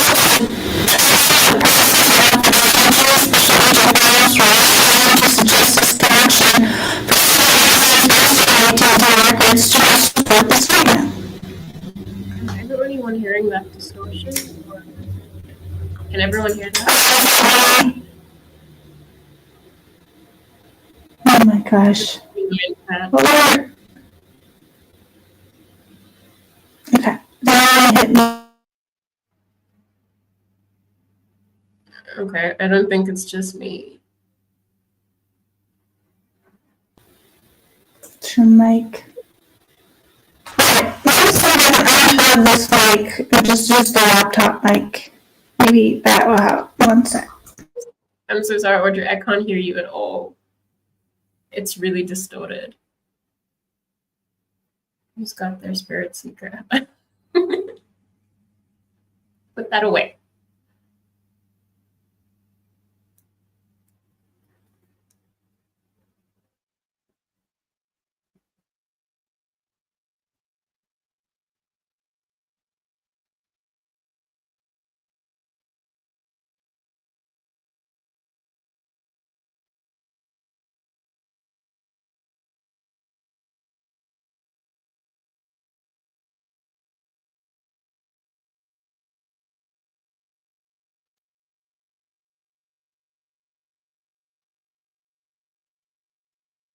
Thanks everyone for being patient.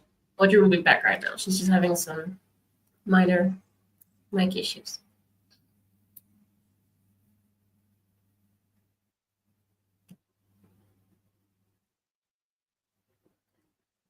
I really think Hitler is going to sweep for the state and act like nothing was said. Yeah, Amanda, I'm a little bit worried about that as well, to be honest. Like I keep saying, it's something that seems impossible to ignore, but he's also surprised us before. Okay.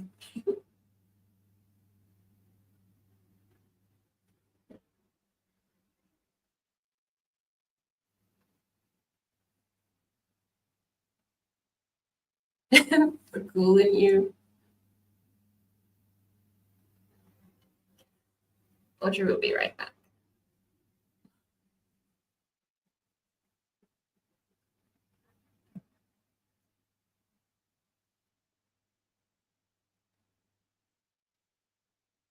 I can see you guys are happy amongst yourselves talking about ghost hunting.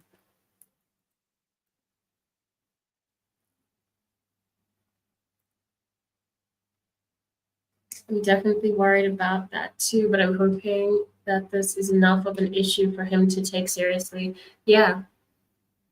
Yeah, I mean, at the end of the day, I guess if he doesn't, it's just, it says something in itself, if you know what I mean.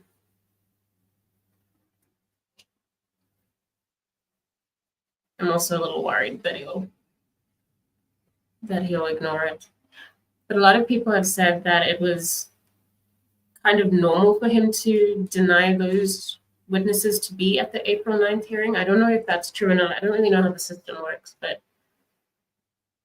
obviously I still feel like he should have let them in. Sorry, typically.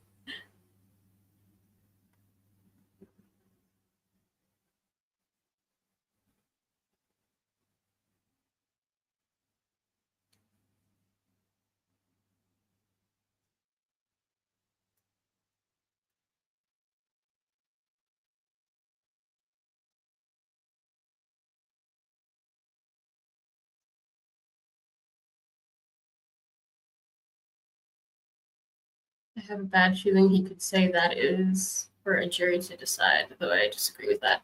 Yeah, exactly the same. Yeah. I guess we can't know what he's going to do yet.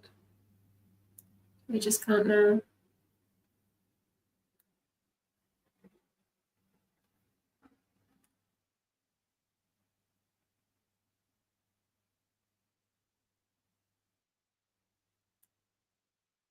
I don't know if there are any mods here. I'm not one. I hope everything's okay in chat.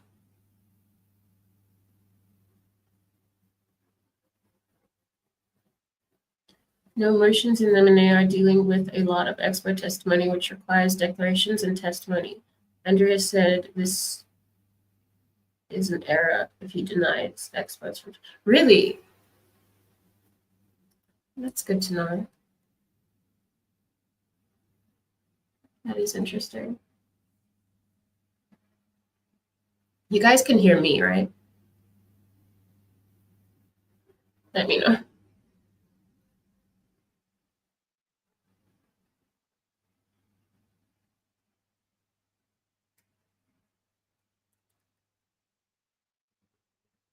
I think it's not so crazy that he denied in-person testimony initially, but my hope is that with these submissions, he will reconsider hearing from Sai, but we'll see. Yeah, I mean, I think he should reconsider.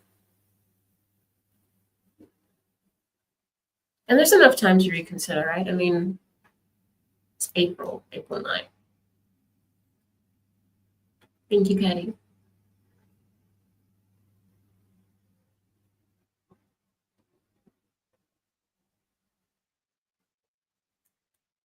Thank you for being patient as well, everyone.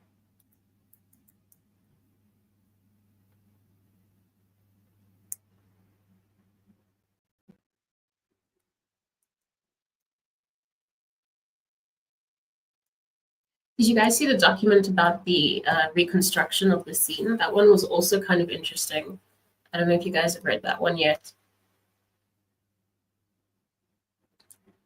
I'm not sure if the state wants to kind of do the reconstruction in a way that's misleading or not to scale or something, but it looks like they're being called out for that as well. I think the judge needs to hear from more than just Syre, given what Sai has stated in his updates. Yeah, well, I mean, he's already said that any competent expert can like back him up on this stuff, so he's even fine with that. Yeah, the dollhouse. The dollhouse. It seems the defense's expert has some issues on that as well. True says. True says the whole case needs to be heard, not handpicked and weighted by a judge's discretion. Yeah, just put it all on the table, right? Jennings is next on the Brady list. Oh, there's Audrey. Hello. Oh, hi, can you hear me now? Yes. Okay, great. So,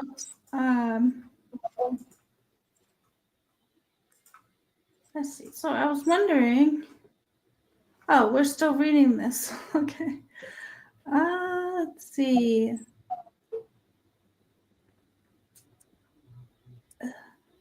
So we left off here.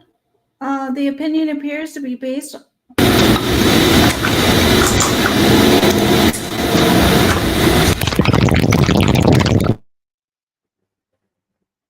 Okay.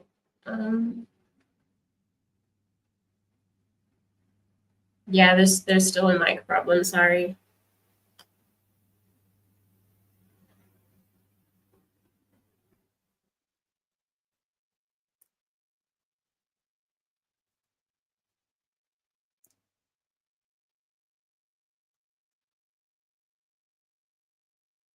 Sorry, everyone.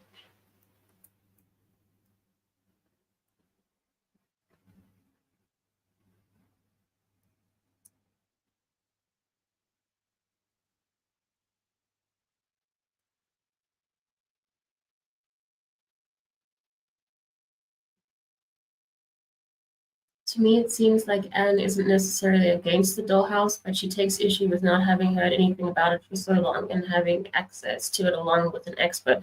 Yeah, that's true. And she did say in her email that she was surprised to be hearing about this. So it's a good point. Not being to scale, yeah. Yeah. Because the expert said it can cause the jury to place emphasis on something that doesn't need to be emphasized. Something like that. I'm paraphrasing.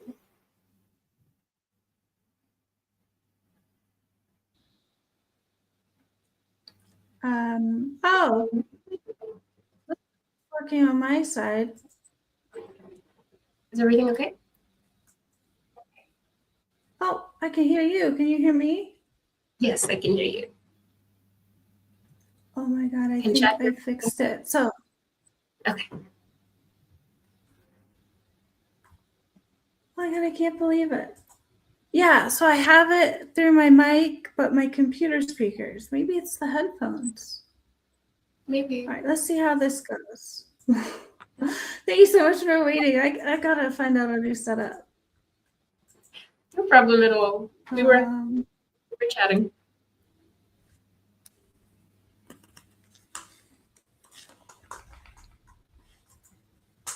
Wow. Okay, so you seriously can hear me now? Mm-hmm. Sounds good to me. Oh gosh. Good. Yes. Number 12, essay balance did not include an analysis of the AT&T regarding 23 time periods in his report that he appears to be suggesting the defendant was or at a very near the crime scene. The opinion appears to be based on cell tower connections, primarily handoff connections into the defendant's AT&T records. It is difficult to determine the process or methodology. Essay balance relied on to suggest the connection for several reasons because the AT&T records do not support the statement. There is no report or analysis detailing the defendant's movements between June 2022 and December 2022, which would be needed to surmise the defendant's phone was at or near the crime scene 23 times prior to the homicides. There is no mapping showing the network connections relied upon. There are no drive test coverage maps of the other than the one cell site. 13 recent disclosure about Special Agent Balance may testify to reads. Handoffs are mapped on a case-by-case basis, which is determined by the needs of the investigation. From my experience as subject matter expert in this field, this claim is outside of any established best practice or reliable methodology of analysis. The standard is that all data must be analyzed and considered regardless of how it impacts the investigation. I have reviewed the disclosures about what Special Agent Balance will testify to and do not find the disclosures provide further analysis to support his opinions. First, the cell site recorded in this session is only cell site that is chosen based on measurements made by the cell phone, representing the best signal from these measurements and ranking surrounding cell sites. This theory can be disproven with AT&T records themselves. This response does not explain why he would use handoff data at certain times while ignoring at other times. The coverage maps are created using the actual measurements taken by the GAR and interpolation using the natural neighbor algorithm. In other words, it's looking at known values at known locations to determine the expected value at a location where a measurement couldn't have been taken. The natural neighbor algorithm was first published by Robin Sibbon in 1981, and it is widely accepted in both academia and as an industry standard in determining the coverage of a particular cell site within a broader cellular network. This statement falls well short of any real disclosure of how GAR product estimates cell site coverage areas. I have been in direct contact with Gladiator Forensics, and this statement contradicts the Gladiator Forensics communicated to me. This contradicts what Gladiator Forensics communicated to me about their own products. Whoa. See, He stole a everything. recent, he what? No, I just said like He's he's thought of covered everything, yeah. Yeah.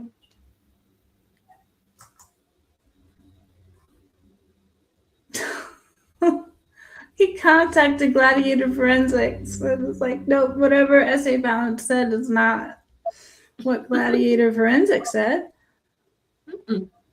A recent disclosure states, page 13, depicts cellular phone usage by the 8458 phone on November 13, 2022, and Balance is expected to testify that when the 8458 phone interacted with the AT&T network at 2:47:29 a.m., the phone was not at the Brian Koberger residence marked BK on the map. Rather, it was southeast of the Brian Koberger residence as depicted by the drive test data. Balance is also expected to testify that he analyzed additional handoff data that occurred during this data session, and that the 8458 phone stopped communicating with the network at 2:54:45.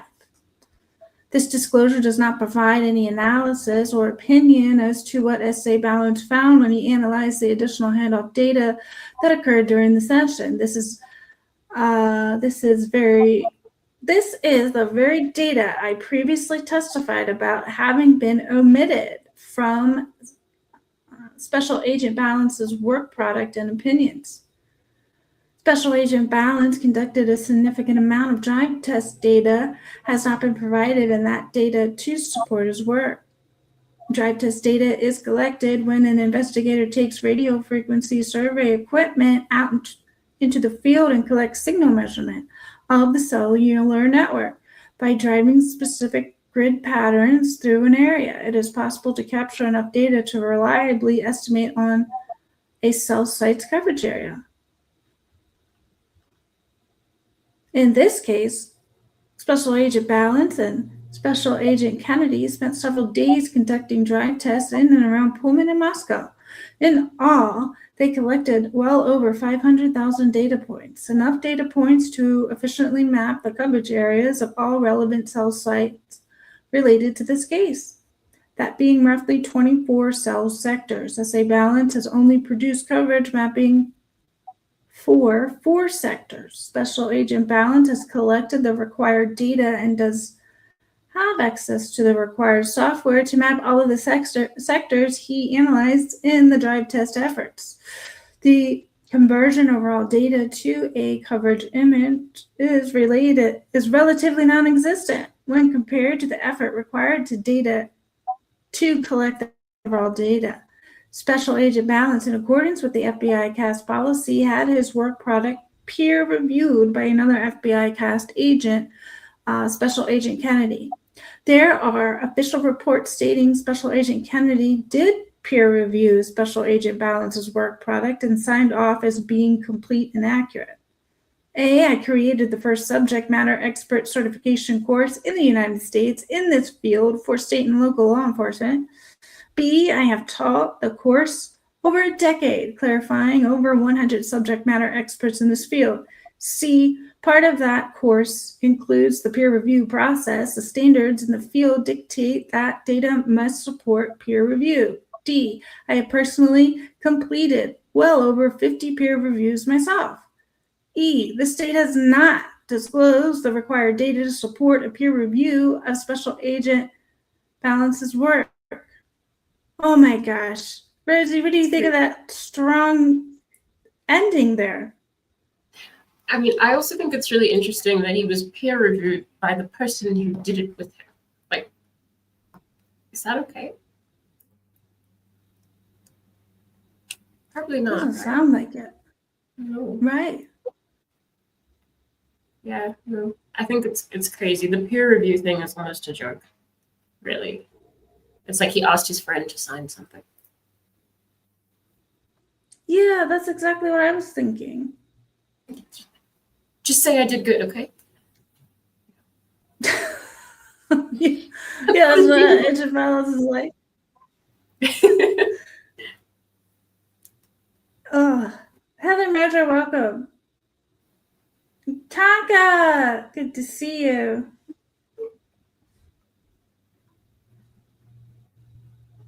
Okay. So, do you have some more time to spend with us? I do have to get going soon. Okay. I can spend another 10 minutes though. Okay, great. Let's see here. I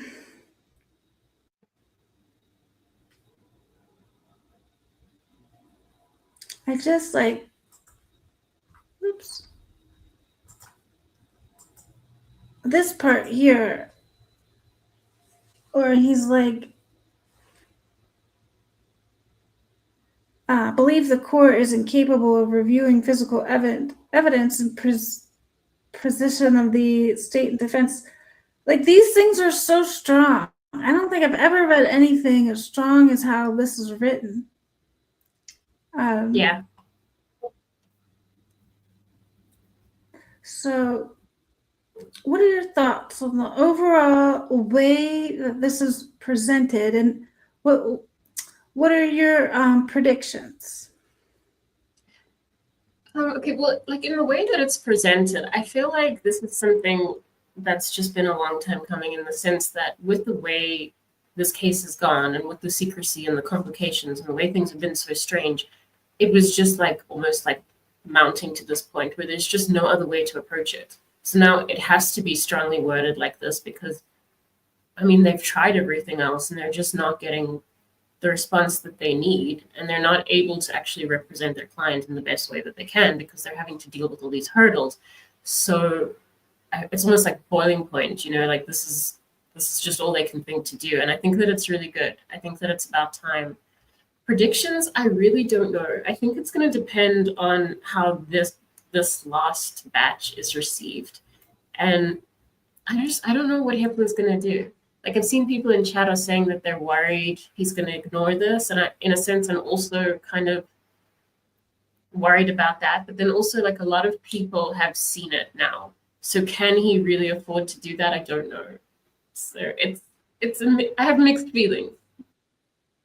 I really do. What about you? I have mixed feelings too. I have a bad feeling about it. Even though this is so strong, I'm really scared about what Hitler's going to do. I hope he does the right thing and addresses it appropriately, but I haven't had much confidence in the way he's responded so far to law enforcement and their integrity. I hope this is a wake-up call for him that what the defense has been saying, they've been onto something. And hopefully this backs up all of the claims that they've been making, and hopefully he can see that. I think he can see it. It's just a matter of whether he wants to like let it play out or whether he's actually going to deal with it now. I don't know if he's the let it play out type. Maybe. But like I said, a lot of people have seen it, and he also has to think about how he looks in this, I guess.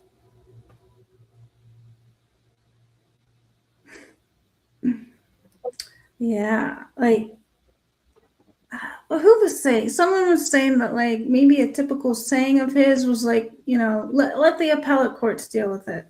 Like, does he? Do you think he draws a line between like what he does in his courtroom and like what they'll do with the next one at the appellate court? So I'm hoping he doesn't have that response. Have you heard that he has that attitude? I don't know. That's the thing. Like, he hasn't really shown himself to be that way, where he's just gonna like step in and deal with it. But I also don't think we've seen claims this serious yet. Not straightforward like this. So it's kind of new territory to see what he's gonna do. This case is so exciting. It's like high stakes as well, and the world is watching. And so I recently learned, which I think has always been there, but I just learned that when the world is watching, the standards must rise. And I hope that Hitler starts asking questions, because it is when brave defense attorneys and judges, when they ask questions, that's when the legal system is at its best. And this here deserves at least some questions. I hope Hitler has questions for some clarification in the least. He doesn't just blanketly, push it to the side. And so I guess we all have to keep our eyes on it, because the more eyes, the higher the standards will go. Absolutely. Do you have any final thoughts, Rosee? No, I think I've just been repeating, but I'm just really excited about these last two documents. I think that it's like a step forward in the right direction with this case. And it's something that we've all been waiting for. I mean, we've been waiting for the information, and now we can't even keep up with it. So it's a good thing. That is a great point you bring up, that, this is something we've all been waiting for. I think the hints were dropped, and now it's finally like, bam, here it all is. Yeah. Oh my gosh. Thank you so much for coming today. You were one of my favorites, one of my oldest friends here. I do have all your Twitter. And I have your Twitter and your YouTube in the link in the description below. And, I hope you come and visit us again. And then everybody in the chat, if you haven't subscribed to Overtime with Rosee, I suggest you do. She has great videos over on her channel, some of the most informative and well-researched videos that there are. Thank you for joining us. I'm so happy to have you. Thank you so much. And the next one's on me. You'll come over to my channel sometime as well. I hope. Oh, I would love that. Yes, next time we're going over to Rosee's. That sounds like a lot of fun. Thank you. Thank you so much. And thanks everyone in chat. Enjoy the rest of your day. You too. Bye. Bye, everyone. Wow, wasn't she an excellent guest? I have a question for all of you that are left. If CJ or Eddie or anyone else is open up for a panel after this, I do want to end this live, but then I want to take a little bit of a break, maybe like a 30-minute break, and then maybe do another live. And if anybody's interested to come up on panel, I would like that. So let's take a 30-minute break, and I will schedule another live, and hopefully Eddie, CJ, anybody who wants to pop up can. So I'll see you all then. Thank you, Rosee. You're a great guest. Look, Dawn says excellent guest. Thank you, Dawn. All right, don't forget to subscribe to Rosee. All right, see everybody soon. Bye.